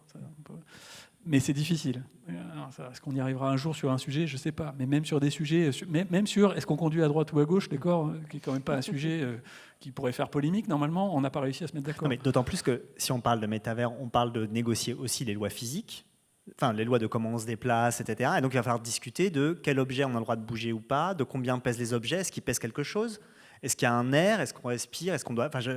toutes les règles, y compris les règles. Là, au moins sur Terre, on est relativement... il y a quelques règles dont on va discuter, puis il y en a d'autres qui sont qui sont inhérentes. On vit, on meurt, on doit manger, etc. Il y a au moins des trucs qui sont fixés. Dans les métavers, a priori, rien n'est fixé, ou très peu. Et donc, du coup, tout doit être discuté. Non, enfin, je sais pas. Donc, alors- c'est à la fois magnifique et complètement dingue. Ah non, c'est magnifique. C'est magnifique parce que c'est le propre du numérique. Le numérique, c'est une invention 100% humaine. Avant les humains, il n'y avait pas de numérique. Et donc, n'importe quoi qui est numérique, c'est le résultat de choix faits par des humains. C'est pas un truc qui tombe du ciel. Tu prends n'importe quelle application, n'importe quel système, il n'est pas arrivé comme ça. Il a été fabriqué. Et donc, comme il a été fabriqué, normalement, chaque élément qui constitue le truc, en théorie, on devrait être capable de retracer pourquoi le truc a été fait comme ça. Donc ça, moi, je trouve que c'est assez fantastique, parce que justement, on peut tout définir, rien n'est imposé. Par contre, effectivement, derrière, il y a une multitude de trucs qu'il faut décider. Et le résultat, c'est que dans beaucoup de systèmes, les choses sont comme elles sont, mais sans forcément qu'on sache dire pourquoi elles sont comme elles sont. Mais elles pourraient être autrement. Oui, justement, j'allais dire ce que tu disais sur le fait d'avoir le choix, ou qu'on nous dise faites ce que vous voulez, ça va marcher. Le côté un peu faites ce que vous voulez, donc c'est le user generated content, c'est l'idée que le contenu est créé par les utilisateurs et ça ouvre des possibilités énormes, et en même temps il faut avoir le savoir-faire technique, il faut se projeter, il faut repousser un peu des barrières ou même ses propres biais cognitifs. Qu'est-ce que je voulais dire là-dessus ? Et ce choix fou, voilà, c'est ça. Justement, on a nos biais, on arrive à nos propres biais cognitifs parfois. C'est-à-dire que je vous donne un casque de réalité virtuelle et je vous demande dans une application dédiée de créer un monde. Alors vous avez des petits objets 3D à votre disposition et puis vous pouvez les placer comme vous voulez. Potentiellement, 90% du cas, comme dans les Sims, on va créer sa propre maison, on va créer son propre avatar et on va répliquer le réel. Et du coup, comment pousser aussi les gens à aller plus loin, à vraiment être un peu foufou. Les gens, moi, je me dis toujours que la place des artistes, ça devrait être leur lieu, quoi. Ouais, j'ai toujours trouvé très triste que la 3D soit utilisée pour représenter le réel, alors qu'en fait, a priori, ça pourrait permettre de faire tout ce qui a potentiellement n'est pas possible. Je pense par exemple aux architectures impossibles, aux dessins des chairs, à des espaces non euclidiens. Bon, ça, là, de fait, ça existe et c'est assez chouette, mais la grosse direction, c'est quand même l'hyperréalisme, le fait qu'on ait envie que ce soit... Moi, ça m'a toujours sidéré d'entendre des jeunes dire qu'ils trouvaient hyper beau des jeux qui étaient hyper réalistes, alors que c'est même plus le réel, et alors on peut faire tellement de choses avec des images de synthèse. Mais il me semble que oui, alors là, du coup, les artistes apportent... Et dans les choses intéressantes, il me semble, qui se sont passées en ligne, ça a été justement, et tu en parlais juste avant, le fait de pouvoir créer ensemble, performer ensemble, et utiliser l'image de synthèse pour autre chose que juste... Et alors, sur ces questions d'objets qui sont mis à disposition, là, pour le coup, c'est aussi quelque chose un peu à décoloniser, parce que si on prend la plupart des librairies d'objets, on va avoir quand même des objets et des espaces qui correspondent à des espaces et des objets européens ou américains principalement. Donc quand on veut représenter d'autres choses, ça pose des questions. Et là, par exemple, si on pense aux artefacts, je sais pas moi, par exemple à des sculptures ou à des temples africains, mais pas uniquement, hein, et ben là, il va falloir les concevoir nous-mêmes parce qu'ils ne seront pas forcément dans les librairies. Mais est-ce que ça veut dire que on manque terriblement d'imagination, à la fois d'imagination matérielle, artistique, politique, tout ça, ou est-ce que ça veut dire qu'au fond, le réel nous satisfait peut-être ? Alors, moi, je pense que c'est pas une question d'imagination, c'est une question de business model. Oh non. Mais si, mais c'est bête, mais encore une fois, il n'y a pas grand monde qui peut passer du 5 jours à créer un vase en 3D hyper détaillé sans être payé pour. Attendez, donc aujourd'hui, Wikipédia, personne n'est payé, c'est le truc le plus dingue. Oui, mais Wikipédia, c'est pas de la fiction. C'est je documente des choses. C'est même pas. Enfin, oui, c'est je documente des choses sur la base de témoignages, récits et autres ailleurs. D'ailleurs, il n'y a qu'à voir que si on essaye de créer une page Wikipédia pour laquelle on n'est pas capable de produire des sources pour montrer que le truc existait avant qu'on crée la page, en général, ça se passe pas bien. Donc, c'est pas tout à fait ça. Là, on parle de créer des objets 3D. C'est un boulot, c'est compliqué. Pour avoir visité des studios qui produisent des séries animées ou des jeux vidéo, etc., il y a même un côté un peu flippant de travail à la chaîne, quoi, entre ceux qui modélisent tout super finement, ceux qui créent les scènes, ceux qui les animent, etc. Donc c'est une industrie de créer tout ça. Et donc, qui c'est qui est capable de financer l'industrie ? C'est ceux qui produisent les jeux vidéo, les films d'animation, etc. Et ces gens-là, oui, on ne voit pas, à part Kirikou, on ne voit pas des masses de films d'animation qui se passent dans des environnements qui ne sont pas ceux qu'on côtoie tous les jours, quoi. Mais donc ça veut dire... Oui. Donc ça veut dire qu'en gros, le métavers, ce sera Horizon World ou un truc comme ça, quoi. Sauf si les gens qui le peuplent peuvent créer des choses eux-mêmes et à un moment donné arrivent à en tirer un bénéfice qui fait qu'ils peuvent passer du temps à le créer. Alors quand même, ce qui est super, heureusement, c'est que quand même depuis 10 ans, les nouveaux gros marchés, quand même l'échiquier mondial est en train de se transformer. Et ça, c'est vraiment super, puisque les nouveaux gros marchés, en tous les cas pour le jeu vidéo, mais ça devient l'Amérique latine, le continent africain, avec principalement d'ailleurs l'Égypte et le Nigeria, et l'Asie du Sud-Est, qui en fait bénéficie donc d'une population jeune extrêmement forte et d'un engouement énorme pour tout ce qui est téléphonie mobile et divertissement en ligne. Et ça permet quand même de vraiment changer, parce que donc Kirikou... forcément une production qui a été faite sur le continent. Et là, en fait, on voit, et là encore, depuis la pandémie, donc les géants comme Google, Disney, qui sont en train d'investir énormément sur le continent africain, mais pas que, et l'émergence quand même d'énormément de studios. Donc, potentiellement, ça peut changer. Et oui, après, il y a aussi toute la partie économie de la user-generated content economy. Pardon, ça veut rien dire. Bon, le fait que, en fait, c'est soit on passe du temps à faire des objets, mais on peut les vendre à d'autres, donc on trouve un business là-dedans. J'étais tombée sur un documentaire YouTube qui a fait un peu parler de lui, qui parle de Roblox. Roblox, du coup, c'est plutôt à destination des enfants, c'est des mondes virtuels. Parfois, c'est des vraies copies de Mario Kart sans payer la licence. Parfois... c'est d'autres choses.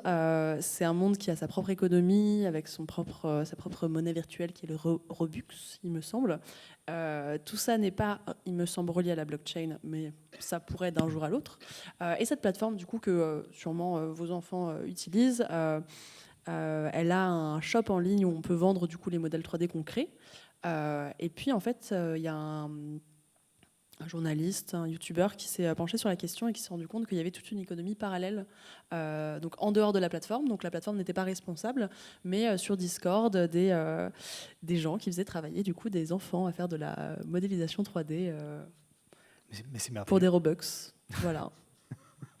Merveilleux, comme quoi finalement on revient au travail des enfants. Bon, je vous propose que on arrête là, non. On arrête là de discuter ensemble et que vous puissiez poser les questions qui vous sont venues. Enfin, ouais. Il y avait juste un truc qu'on n'a pas du tout abordé, mais il y a plein de trucs qu'on n'a pas abordés. Ouais, mais que je trouve important, peut-être ça générera des discussions, c'est que moi j'observe que beaucoup de gens se prononcent sur les métavers sur la base de ce qu'on connaît aujourd'hui. Par exemple, plusieurs fois, on m'a dit « mais je ne vois pas l'intérêt de faire tel truc dans un métavers, puisque je peux le faire... voilà. » Et donc, je pense aussi qu'il faut réfléchir à ça en se projetant dans un horizon temporel un peu lointain, pas forcément 1000 ans, mais ne serait-ce que 10, 15, 20 ans, et en s'interrogeant sur est-ce que le monde que je connais aujourd'hui sera le même dans 10, 15, 20 ans ? Et du coup, est-ce que ce qui ne me paraît pas intéressant aujourd'hui ne pourrait pas devenir intéressant dans 10, 15, 20 ans ? Et si on a du mal à imaginer ce que pourrait être le monde dans 10, 15, 20 ans, juste essayer de se souvenir de ce que c'était il y a 10, 15, 20 ans. Il y a plein de trucs qui font partie de notre quotidien et qu'on n'avait pas. Puis il y a des questionnements qu'on a aujourd'hui qu'on n'avait pas. Et donc, pour prendre juste un exemple, des gens qui disent « je ne vois pas l'intérêt d'un métavers pour aller visiter la muraille de Chine », Oui, ça c'est dans un monde dans lequel on peut facilement prendre l'avion, facilement aller à l'autre bout de la planète, etc. Si demain, pour plein de raisons, je ne peux plus du tout voyager, peut-être que je verrai un intérêt à ce qu'on aille ensemble visiter la muraille de Chine virtuelle. Et dernier truc, c'est, je vous dis tout ça, à titre perso, je ne suis pas spécialement convaincu par tout ça, mais je pense que c'est intéressant de réfléchir à tous ces trucs-là, encore une fois, pas seulement sur la base de ce qu'on est capable de faire aujourd'hui, mais dans 5, 10, 15, 20 ans, parce que de toute façon, tous les trucs qu'on a décrits, on voit bien qu'aujourd'hui, on ne les a pas vraiment, quoi, en fait. Alors c'est vrai que j'avais imaginé de parler un peu de ça pour prolonger, même si c'est pas tout à fait le même sujet, mais c'est vrai que le virtuel peut aussi permettre de voir des choses où on n'a pas le droit d'aller, par exemple. Et là, j'avais envie de montrer le travail des artistes Magali Dagneau et Cédric Pigot, qui s'appelle Global Sealed Vault, où en fait, ils nous permettent de rentrer dans ce bunker où sont cachées toutes les graines. Voilà. Et c'est un espace où on n'a pas le droit d'aller en vrai et où il nous donne, par le biais d'un casque de réalité virtuelle, la possibilité d'aller. Et c'est vrai que ça, on l'a pas trop évoqué. C'est toutes ces choses qu'on ne peut pas voir, parce que à quoi potentiellement ça peut servir. Il y a tout l'apport de la visualisation de données. J'ai la chance de bénéficier d'un sponsor d'une société qui travaille beaucoup sur l'élaboration de métavers, qui s'appelle Perspective, à côté d'Aix-en-Provence. Et eux travaillent beaucoup, alors par exemple avec la Caisse des dépôts. Et on sent qu'en ce moment, on essaye de mélanger donc les anciens logiciels collaboratifs, plus la visualisation de données, plus voilà. Et puis, il y a aussi cette possibilité d'aller voir là où on n'a pas le droit d'aller. Et ça, c'est... Je vous propose que... Parce que là, je ne sais pas à quelle heure on va terminer, je ne me souviens plus. Ouais, non, pas... Donc, je propose que si vous avez des questions, des remarques, des points de désaccord, etc., vous puissiez intervenir. On a un micro ou après, il y aura monsieur. Voilà. Bonsoir à tous. Tout d'abord, je vous remercie pour cette présentation, cette conférence. La conférence s'intitulait « La face cachée du métavers, des métavers », je ne sais plus. Vous avez beaucoup parlé de le métavers en lui-même, la face cachée, donc des questions sur la justice, etc., sur comment vivre en fait dans le métavers. Et moi, je me demandais, je suis un petit peu cynique, on va dire, où j'y crois. J'ai un peu de mal à y croire à toutes ces choses-là, même si je ne suis pas entièrement fermé. Mais tous ces métavers, est-ce que la face cachée, c'est pas aussi tout l'argent qu'il y a autour, en fait? Parce que moi, ça me fait toujours bizarre de voir des grandes sociétés, des grandes entreprises vouloir proposer des mondes réels, rêvés, utopiques, où on pourrait voyager, quand on voit l'état de notre monde à nous, économiquement, de manière écologique, on va dire. Enfin, tous ces questionnements, est-ce que c'est pas un peu hypocrite, un peu se voiler la face? En fait, c'est même presque un aveu d'échec, quoi. Et toutes ces grosses entreprises qui nous proposent ça, au lieu d'essayer de changer notre propre système à nous, en fait. Et au final, vous parliez de ce qui est reproduire le réel dans le métavers, mais vu que tout ça, c'est un business, parce qu'il y a toujours de l'argent, il faut payer les gens qui codent, payer les choses, payer le casque, est-ce que c'est pas déjà ça, la reproduction du réel, en fait? C'est déjà la reproduction d'un modèle économique. Vous allez pouvoir rêver, mais il faut payer pour rêver.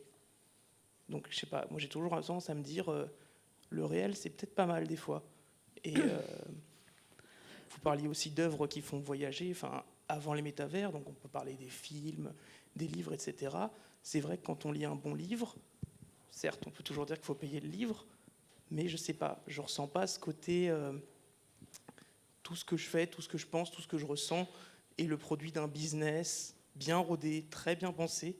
Et en fait, est-ce que le réel, c'est pas devenu le luxe, le vrai luxe, en fait? Quand on regarde un film comme Ready Player One, qui évoque la question du métavers, en fait, tous les pauvres, tous les gens, eux, ils peuvent se connecter à l'Oasis, vivre leurs aventures, et en fait, le réel, il n'y a que les riches, en fait, le vrai métavers pour vivre ses rêves, c'est le réel. Et les pauvres, eux, ils ont juste voilà, la reproduction, le facsimilé, la copie. Voilà.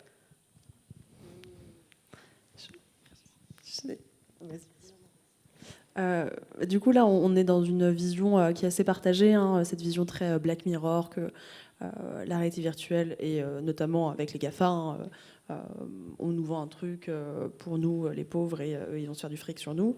Je ne vais pas dire que c'est pas vrai, parce que je pense qu'il y a vraiment de ça de la part des GAFA, en tout cas. Mais au-delà de ça, il y a aussi tout un pan de la création que moi j'ai découvert, du coup, ces 5 dernières années, où en fait on a aussi des gens qui s'emparent de ce médium-là pour en faire de l'art, pour en faire de la création, pour créer une réaction dans un public qui est trop habitué aux films, aux jeux vidéo, et qui a besoin aussi parfois de renouveau. Et notamment, il y a tout un pan de la création en réalité virtuelle que j'appellerais l'artisanat de la réalité virtuelle, où c'est des gens qui ont bricolé 2-3 trucs, branché des petits câbles et fait un petit objet en plus qui va permettre d'avoir le pouls de son cœur, ou une installation avec de la projection, et à l'intérieur, il y a quelqu'un qui nous accueille, qui nous donne le masque, et qui nous fait ce qu'on appelle un onboarding, donc qui nous accompagne dans cette expérience-là. Et je ne le savais pas à cette époque-là, parce que c'était en festival, et que du coup, on prend des petits tickets pour des trucs sans le savoir. Mais en fait, notamment, il y a une expérience que j'ai faite dont le coût d'exploitation pour une séance était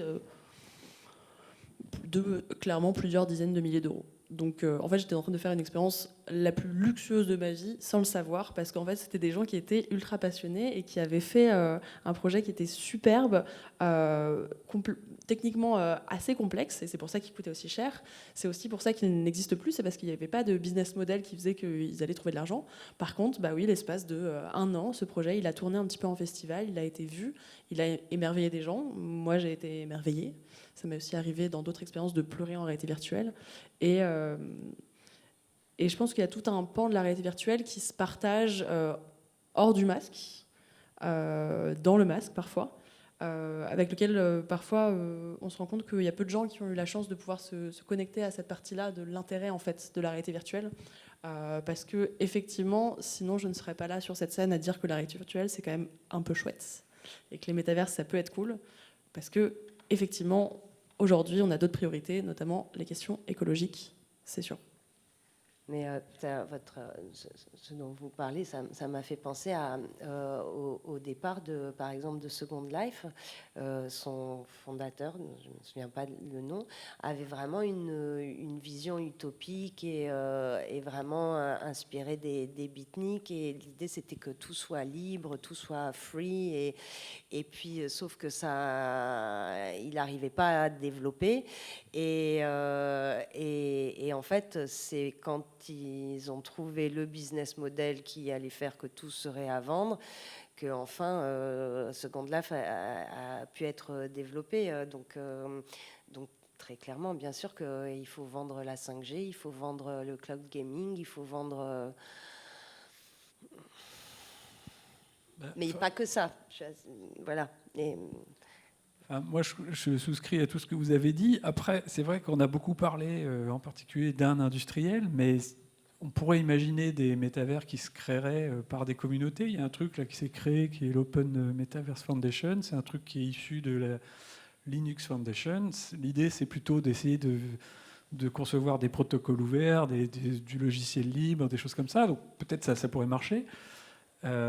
Après, dans la partie interface immersive, ça c'est des trucs qui sont plus compliqués, parce que de faire du matériel c'est souvent plus coûteux, etc. Mais moi je vous ai dit plein de fois, pour moi cet aspect-là n'est pas forcément le plus intéressant. Pour moi l'aspect intéressant des métavers, c'est l'envie des gens de faire des trucs ensemble en ligne quelque part, à travers le temps ou à travers l'espace. Donc pouvoir organiser des trucs avec mes cousins, cousines qui sont éparpillés un peu partout, éventuellement pouvoir laisser des messages à quelqu'un ou contribuer ensemble, par exemple, des trucs, ça peut être des trucs tout bêtes, hein. Faire un puzzle ensemble à distance, des trucs, on n'a peut-être pas tout essayé. Et pour ça, on n'a pas forcément besoin de technologies hyper sophistiquées. Et de toute façon, parce que ça vient d'être évoqué, mais jusque-là, on n'en avait pas parlé, la face cachée du métavers, c'est aussi son coût environnemental. Alors moi, j'ai une vision un peu particulière de ça, c'est que je suis à peu près convaincu que si un métavers existe, forcément, il sera éco-responsable, parce que forcément, il va falloir qu'on s'engage dans ce genre de démarche, et que si un métavers non éco-responsable existe, ça veut dire que ceux qui les conçoivent n'ont pas compris, que ceux qui les utilisent ou les achètent n'ont pas compris, que le régulateur n'a pas compris. Donc ça veut dire en gros que personne n'a compris, et j'ai l'impression quand même que c'est en train de bouger un peu. Donc je suis un peu optimiste. Mais du coup, voilà, ça veut dire que peut-être il faut avoir en tête des choses peut-être plus simples que des tas de trucs dont on a parlé, simples techniquement, je veux dire, simples au sens qui nécessitent moins d'investissement, mais qui ont un bénéfice social pour les gens. Une autre question, il y avait une question il y avait vous et puis il y avait Madame derrière vous, peut-être on va faire par groupe géographique. Merci beaucoup pour la conférence. Moi, j'aurais une question, en fait, je fais surtout un parallèle par rapport aux NFT. On les pense, le marché des NFT, on les pense souvent, on les pense pas assez. On les pense souvent, par rapport au marché réel physique, mais on les pense pas assez du coup dans le marché qui est un marché différent, c'est-à-dire virtuel. Et j'ai l'impression que pour le métavers, on fait le contraire. On le pense plus de manière réelle que de manière virtuelle. Et donc ça rejoint peut-être ce que disait le monsieur.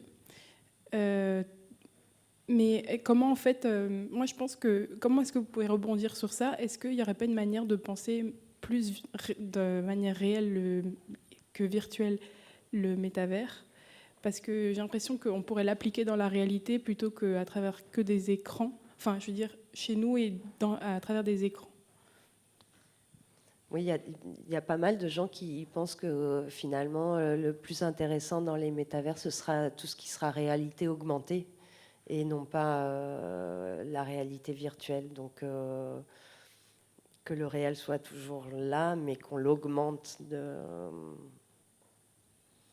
je ne sais pas si ça... Parce que c'est un peu, je dirais, utopique de penser le métavers comme ce qui se passerait dans Ready Player One, c'est-à-dire chez soi, avec les masques, les casques, la réalité virtuelle n'est non augmentée ni rien. Enfin, je pense que ça va s'appliquer plutôt dans le cadre du loisir et dans des espaces communs réels. En tout cas, dans une première étape peut-être. Ou dans des bibliothèques, des endroits hybrides où, par exemple comme ici, ou Forum des images, j'en sais rien. Mais est-ce que, dans le cadre des expositions, je me pose la question en fait, est-ce que le monde culturel pourrait pas justement ouvrir une porte, beaucoup plus logique, justement sur des questions écologiques, sur des questions aussi de comment on met l'investissement là-dedans, parce qu'il faut un investissement de toute manière, que ce soit des particuliers ou des entreprises, j'en sais rien. C'est fondamental. Il y a des entreprises qui ont des mauvais buts et des entreprises qui ont des très bonnes, qui investissent de manière très très responsable. Donc peut-être que c'est pas tellement le statut, mais je me posais la question en fait, comment est-ce que vous voyez aujourd'hui la meilleure manière, les meilleurs espaces pour investir le métavers aussi? Alors c'est marrant parce que j'ai beaucoup travaillé sur ce sujet. Je travaillais dans une entreprise qui a fait de la distribution et de la diffusion de projets de réalité virtuelle et qui le fait parce que en fait, à part pour chez soi, les masques sont parfois difficiles à trouver. Pourquoi ? Parce que les masques ont été faits pour être utilisés chez soi. En fait, c'est ce qu'on appelle un in-home entertainment. Et du coup, dès le début de la réalité virtuelle, les gens se sont dit c'est super, je vais le montrer à d'autres personnes, peut-être même on devrait faire des salles, mais le matériel n'était pas en fait adapté à ça. Aujourd'hui, ça l'est un peu plus. On prend en compte ce qu'on appelle le LBVRE, donc le Location Based VR Entertainment, l'idée de se déplacer dans un endroit pour faire une expérience VR. Ça existe aujourd'hui, il y a des arcades VR, il y a des escape games VR, il y a des cinémas VR. Il y a des dispositifs touristiques en réalité virtuelle, des balades, il y a plein de termes autour de ces expériences de réalité virtuelle qu'on peut faire aujourd'hui. Et pour moi, il y a vraiment cette idée de premier pas, c'est-à-dire aller chercher les gens dans leurs loisirs, en bibliothèque. Aujourd'hui, il y a plusieurs bibliothèques qui s'équipent de masques de réalité virtuelle. Moi, j'aime beaucoup cette idée que les bibliothèques se saisissent de ça, parce que c'est là où je me dis, ok, les bibliothèques investissent là-dedans, c'est qu'elles voient un intérêt. Et un peu comme il y a quelques années ou quelques dizaines d'années, on allait à la bibliothèque pour se connecter à Internet. Là, on pourrait peut-être se connecter au métaverse. C'est vrai que la diffusion de projets VR dans des lieux où du coup on centralise le matériel, déjà on n'est pas sur des millions et des millions de masques, mais seulement un certain nombre. Donc on reviendrait un peu au modèle du café Internet, qui a un autre nom mais qui m'échappe. Internet Café. Cybercafé. Du modèle du cybercafé, que moi j'adorerais voir mis en place pour le métaverse et la VR. Je trouve que ça a un charme fou. Mais en fait, ce n'est pas le plan de Meta et de plusieurs fabricants de masques.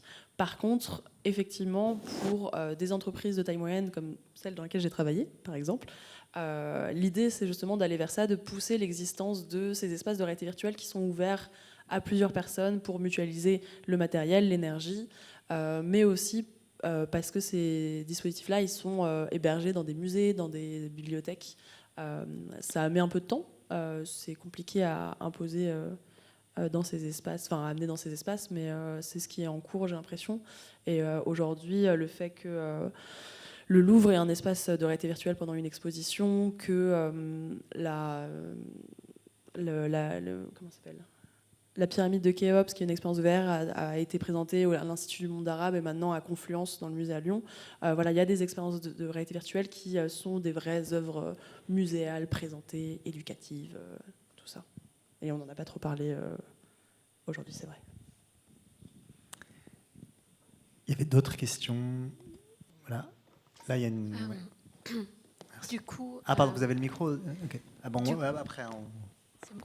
Allez-y, pardon. Du coup, vous avez tous les trois en partie répondu à une question que je voulais poser quelques minutes avant. Pour moi, ça me semble, quand vous parliez de vous projeter à 10-15 ans dans la VR, ça me semble très compliqué parce que je pense qu'on se heurte au monde physique qui est effectivement dans de la production même du matériel qui permet d'expérimenter, dans la réalisation des casques, etc. Et que je trouve que si Internet a fait le chemin, pour l'instant, la VR ne l'a pas fait en termes d'inclusion, parce que ça reste quand même un matériel cher et difficilement accessible, même quand c'est proposé dans le cadre d'une exposition où, pour le coup, pour l'instant, on paye encore l'effet waouh, et ça n'est pas accessible, ou ça ressemble plus à effectivement se payer une place de spectacle, parce que ça reste quand même pas tellement accessible, cette affaire-là.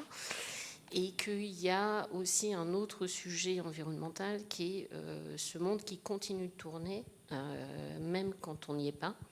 Et ça, à mon avis, c'est aussi un vrai sujet. Et vous avez répondu en partie, et notamment aussi sur le côté, je pense qu'on ne fera pas l'économie de retourner vers le faire et le bidouillage, et que c'est intéressant parce que justement, la low-tech ouvre cette voie-là, et ce que vous disiez tout à l'heure dans ces alternatives qui sont proposées par des artistes, d'aller bricoler des choses avec ce qu'on a pour faire cette expérience-là. Et c'est en ça que vous avez tous les trois finalement un peu balayé ce contour-là, mais je trouve que c'est assez compliqué finalement de se projeter dans l'idée que peut-être dans 15 ans, nous ne serons pas en capacité de produire ce matériel et d'y avoir accès. Oui, alors, mais je peux donner un exemple. Quand je disais il faut regarder il y a 10-15 ans en arrière, donc dans les années 2010, moi j'ai participé à la création d'une équipe de recherche qui était dédiée à l'interaction tactile et gestuelle. C'est au moment où l'iPad est sorti, où la table Microsoft Surface est sortie, où la Wii était à la mode. C'est l'époque où des fabricants de dispositifs, Leapmotion, faisaient des pubs en disant « jetez votre clavier et votre souris, c'est fini, maintenant on va tout faire par geste ». Et il y a eu ce moment où plein de trucs, Kinect aussi, d'accord. Mais ça a juste été une bulle en fait. C'est-à-dire qu'aujourd'hui, Kinect n'existe plus, la Wii existe, mais sous une autre forme, mais n'a pas remplacé. Enfin, les consoles qui se vendent le plus aujourd'hui, ça reste la PlayStation, la Xbox, qui sont des trucs à manette, et la Xbox n'a plus Kinect. Alors après, les tablettes, on les utilise, mais il y a eu ce moment où tout le monde a cru qu'on allait complètement laisser tomber ce type d'ordinateur avec clavier, puis en fait, c'est pas arrivé. Et donc, c'est pas parce qu'on a fait plein de progrès sur les technos de VR et qu'on met plein d'espoir derrière que forcément c'est ça qui va arriver. Ce qui pourrait arriver, c'est qu'on vive une nouvelle bulle techno, que dans 2-3 ans ça retombe. Et c'est pour ça que je pense qu'il faut s'intéresser aussi à d'autres approches de ce type d'environnement qui seraient basées sur des technos peut-être moins chers, plus faciles à déployer, plus éco-friendly, tout ce qu'on veut. Dans le jeu vidéo, alors c'est peut-être du greenwashing, mais il y a un mouvement là qui émerge depuis quelques années de green gaming, avec des cellules R&D dans les gros studios pour essayer d'adopter un code voilà, qui soit moins, qui demande moins de ressources, essayer aussi de proposer des esthétiques qui aillent moins vers l'hyperréalisme et qui demandent à nouveau moins de ressources. Par contre, là, j'évoquais tout à l'heure la question du cloud gaming et ce que vous disiez, c'est-à-dire le fait que ces mondes soient persistants et donc ça demande énormément d'énergie. Et là, c'est pareil. Il faut. Alors, dans ce mouvement du green gaming, il y a aussi la possibilité d'utiliser ces mondes-là ou d'utiliser les jeux pour faire des appels à action ou d'essayer d'utiliser ces médias pour essayer de faire prendre conscience de ça.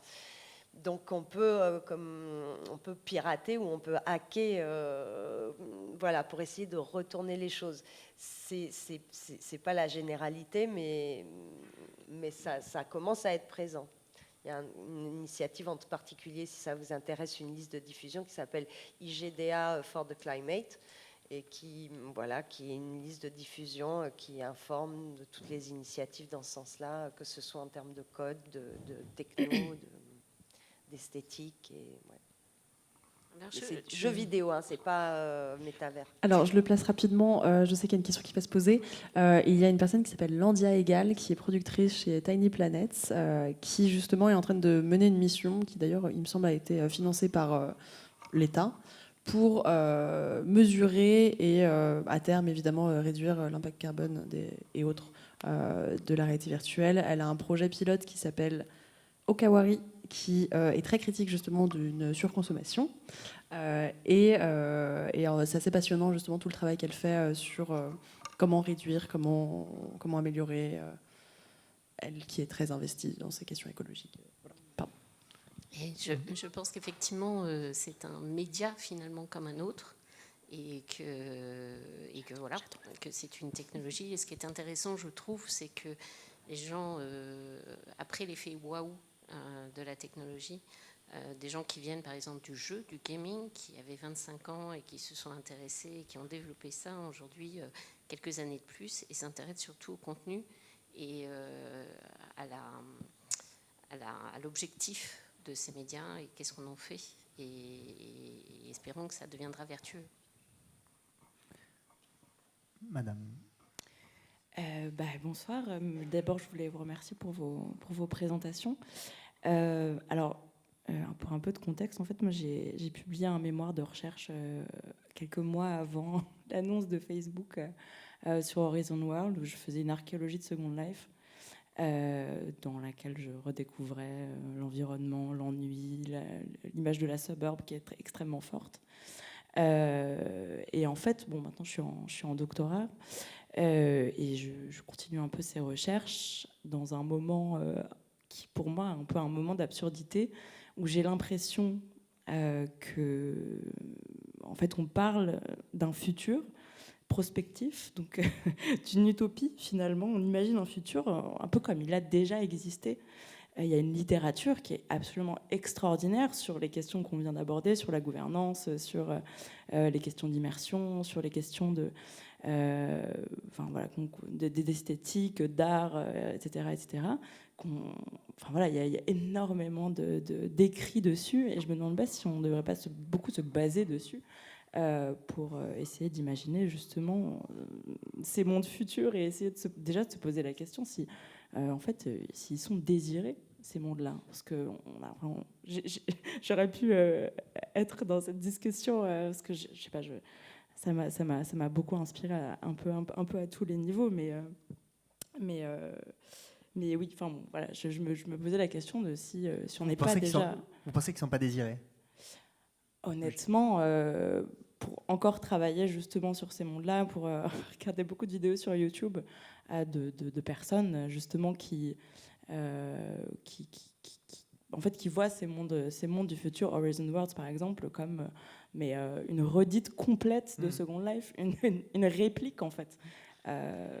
Voilà, bon, je ne sais pas ce que vous en pensez. De l'importance de tout oublier. Mais j'ai l'impression qu'on a redécouvert un truc qui a tellement déjà existé depuis tellement longtemps. Et oui, enfin, des concerts, de l'art. Enfin, je veux dire, Chris Marker a déjà créé dans Second Life il y a tellement d'années. J'ai l'impression qu'on réinvente un peu des choses qui ont déjà été faites. Je ne sais pas si... vous devez tout entendre et tout oublier. Moi, je voudrais déjà dire bon courage pour la suite, parce que si vous continuez dans la recherche, ce que vous venez de décrire là, vous allez le vivre un certain nombre de fois. Enfin, c'est désespérant quand on creuse un sujet, de se rendre compte que plein de trucs ont déjà été dits, écrits, et dont on n'en fait pas grand-chose. Mais c'est ça sur plein de sujets, en fait. Et après, en vieillissant, on philosophe un peu là-dessus, on se dit que c'est pas si grave, que... C'est pas parce que plein de gens ont écrit plein de trucs il y a 10 ou 15 ans et ont essayé plein de trucs qu'il n'y a forcément plus rien à faire ou plus rien de plus intéressant.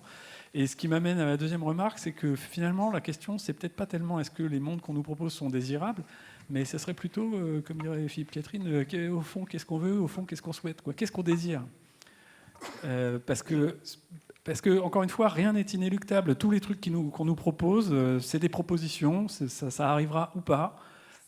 Et donc on peut juste attendre que quelqu'un nous propose un truc qui enfin nous convient, mais on pourrait aussi collectivement s'emparer de tous ces sujets-là et puis dire voilà ce que nous on aimerait avoir. Et je pense que c'est d'autant plus important que parmi les acteurs qui dominent le numérique, il n'y en a pas tant que ça qui sont en France ou en Europe, que du coup les propositions qu'on nous fait souvent sont décalées pour plein de raisons culturelles, juridiques, etc. Et donc voilà, donc je pense qu'à un moment, c'est pas juste est-ce que vous êtes content de ce qu'on vous propose, mais qu'est-ce que vous voulez en fait? Monsieur, il y en a deux, et puis après on arrête, non? Ah, ok. Bon, je vais faire très bref. Une question finance et une question gouvernance. Question finance, j'ai été abasourdi par des chiffres qui étaient fantastiques, de perspectives de développement de chiffre d'affaires, relayés notamment par Meta et compagnie, ce qui est intelligible dans l'intérêt d'entrepreneurs, mais qui a été également relayé par, je me souviens, certaines conférences à la Banque publique d'investissement. Donc il y a une sorte d'excitation suspecte, je trouve, avec des chiffres mirobolants. J'aimerais votre avis là-dessus. D'autre part, pour ce qui est de la gouvernance, quel droit s'applique? Est-ce que c'est le droit de l'avatar qui est victime ou qui est agresseur? Ou est-ce que c'est le droit du pays où est installée l'entreprise, où est le siège social de l'entreprise? Ou est-ce que c'est le droit du pays où est hébergé le serveur qui n'est pas forcément dans la même entreprise? Sachant que bien évidemment, il n'y a pas de gouvernance officielle et que ce sera aux citoyens d'imaginer ou de préfigurer un monde désirable. Mais la question de la gouvernance est quand même déterminante parce qu'à défaut, ce sera Meta et d'autres opérateurs privés qui vont déterminer des règles déontologiques ou des règles de bon comportement qui peuvent être discutables. Il a fallu quand même énormément de temps avant que finalement montrer un sein sur Facebook soit permis dans certaines petites limites, quoi. Finance, gouvernance. Question, argent et gouvernance. En 30 secondes. Je crois que de mémoire, c'était là où étaient les serveurs, mais j'ai un peu oublié mes cours de droit, donc j'en mettrai pas ma main. Ouais, sur l'aspect juridique, je ne sais pas répondre. Sur l'aspect business model, prédiction, etc., je pense que là, on voit la même chose que ce qui s'est passé sur les cryptoactifs. C'est ce que les anglo-saxons appellent la peur de manquer, là, FOMO. Et donc, en fait, plein de gens se précipitent à investir plein d'argent parce qu'ils sont persuadés qu'il y en a plein à faire et que s'ils n'y sont pas, ils vont rater quelque chose. Donc, je ne suis pas sûr je doute fortement que tous les montants annoncés soient, qu'il y ait quelconque rationalité dedans. Donc il faudra attendre un peu pour voir comment tout ça retombe et où effectivement il y a des vrais montants et des vrais gains quelque part, quoi. Sur la question juridique, rapidement, en 30 secondes, le fait qu'on n'ait pas encore eu de dépôt de plainte pour des agressions virtuelles, parce qu'en fait on ne peut pas déposer plainte puisque ça n'existe pas, pose problème pour savoir où s'applique le droit. Je ne suis pas experte de droit, donc je ne pourrais pas vous répondre sur la question de où se situe, sur quelle législation. Cela dit, il y a un cas qui a été similaire qui est lié à de l'argent. Et du coup, quand ça touche à l'argent, là tout d'un coup, il y a un droit qui s'applique. Ça c'est sûr, c'est bon. C'est pas le corps des femmes, c'est l'argent. Et c'est dans World of Warcraft où il y avait quelqu'un qui avait volé de l'argent à quelqu'un d'autre. Et du coup, il est allé au tribunal aux Pays-Bas. Voilà. Pourquoi aux Pays-Bas ? Pardon, c'était aux Pays-Bas parce que la personne était aux Pays-Bas. Ah, Donc okay. il y avait quelque chose de, au final, très localisé. Et j'avais été étonnée de cette gestion aussi rapide et localisée pour des problématiques virtuelles. Et c'était parce que ça touchait à des grosses sommes d'argent, évidemment. Voilà. On va prendre une dernière question, monsieur. Oui, merci. Une question pour Madame Arvers. Juste pour me souvenir, au départ, vous avez parlé d'une œuvre, Le vol d'Icare. Oui, Le vol d'Icare d'Yvan Chabanot. Yvan Chabanot, d'accord. C'était une image ? Non, c'était une œuvre de réalité virtuelle. Mais à l'intérieur, c'était... Alors on survolait, je me souviens, c'était vraiment la première fois que je volais. Hein. Parce que depuis, vous le faites régulièrement ? Ben ouais. Non, pardon. Non, mais une fois j'ai volé avec comment ça s'appelle ? Bon, bref, j'ai volé une fois. Mais en tous les cas, on était au-dessus des montagnes. C'était assez D'accord, onirique. donc il y avait une si vraie expérience. Il y avait une vraie expérience, c'était pas juste une image à regarder en 3D, d'accord. Et j'avais eu cette sensation de vertige que j'avais adorée. D'accord. Non, j'en reviens à ça parce qu'au départ, j'imaginais que c'était juste une image, un petit peu comme par exemple, non. Les médias nous ont vendu l'art NFT comme si c'était de l'art, alors que la grande majorité, c'est juste des images avec un certificat de propriété, mais c'est très pictural. Et c'est un petit peu, et là-dessus, les médias nous ont un peu menti, c'est pas de l'art NFT. Je m'intéresse à ça parce que je suis au lancement d'une entreprise dans le milieu de l'art, en lien avec la blockchain. On a un pool d'artistes, de spécialistes, Web3, etc., qui réfléchissent à tout ça, notamment avec des concepts de méta-NFT, etc. Vous m'expliquerez ce que je vais faire de médailles, parce que j'en ai gagné 400, je ne sais pas quoi en faire.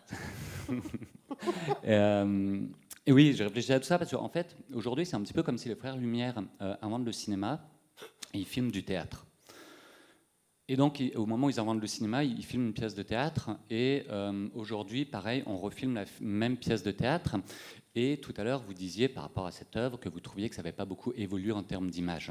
Mais peut-être parce que ce n'est pas tant l'image qui doit évoluer que l'expérience artistique et conceptuelle. Ce que j'aurais dû dire, c'est que c'est l'expérience. J'ai vraiment eu une expérience. Et alors que oui, l'image, bien sûr, l'image 3D, elle a évolué en 30 ans et au niveau qualitatif. Mais c'est l'expérience. Finalement, à chaque fois que je mets un casque de réalité virtuelle, j'ai l'impression de renouveler cette première expérience. Donc je m'étais peut-être mal exprimée. D'accord. Oui, du coup, effectivement, c'est plus important de parler d'expérience et de concept artistique que juste d'image quand on parle de NFT, Web3, Metaverse, blockchain, etc. Et du coup, ma question, c'était plus justement les artistes et les galeries, on va dire, traditionnelles, qui ne sont pas encore franchement rentrés là-dedans, qui ont peut-être un peu envie. Enfin, quel est le sentiment chez eux, les galeries notamment, par rapport à tout ça? Est-ce qu'elles veulent y aller? Qu'est-ce qu'elles attendent? Comment elles voient tout ça? Quel est le sentiment? Non, après... Est-ce que c'est juste recopier le réel ou Je suis malheureusement pas la bonne personne pour vous répondre parce que après 25 ans d'activité dans l'art numérique, j'ai peu fréquenté le milieu des galeries et des musées qui n'étaient pas forcément super fans de ça. Pour l'anecdote, un jour j'ai travaillé avec une artiste qui s'appelle Sylvie Fleury et qui est quand même dans les artistes art contemporain qui vendent plutôt bien et qui me disait mais je sais pas comment vous faites vous dans votre art numérique là parce que déjà moi mes vidéos j'arrive pas à les vendre plus de 15 000 €, alors vous vos trucs immatériels je sais pas comment vous faites. Et de fait j'ai évolué pendant presque 30 ans en dehors du marché. Aujourd'hui, on commence à vendre, je veux dire, il y a eu des ventes, ventes aux enchères, il y a des galeries qui vendent de l'art numérique. Vous mettez dans les NFT, on sent qu'il y a une économie, que ce soit une bulle. Mais là, on sent... Là, pareil, j'étais là, il y avait la Biennale chronique donc d'art numérique dans le sud, et le musée Granet, qui est quand même un musée plutôt traditionnel, a fait une exposition de NFT. Donc là, on sent que les choses changent, mais je suis vraiment pas la bonne personne pour vous parler des galeries d'art qui, et en plus étant spécialisée dans art et jeux vidéo. La dimension ludique dans l'art. Donc, voilà, des gens qui sont plus proches des galeries d'art. Voilà. Mais le marché de l'art nous a un peu... Mais ça y est, on commence à se rencontrer. Je ne suis pas la bonne personne pour répondre. Bon, malheureusement, il faut que nous closions cette discussion. Merci beaucoup pour vos questions, votre attention, vos remarques, etc. Merci à tous les trois d'être venus. Merci. Et bonne soirée. Donc, il y a le reste des festivités. Ça, c'est affiché, hein, ça, on voit. Tout ça. Bon, voilà, vous savez tout ça. Merci beaucoup, bonne soirée et à bientôt. Merci à vous. Merci.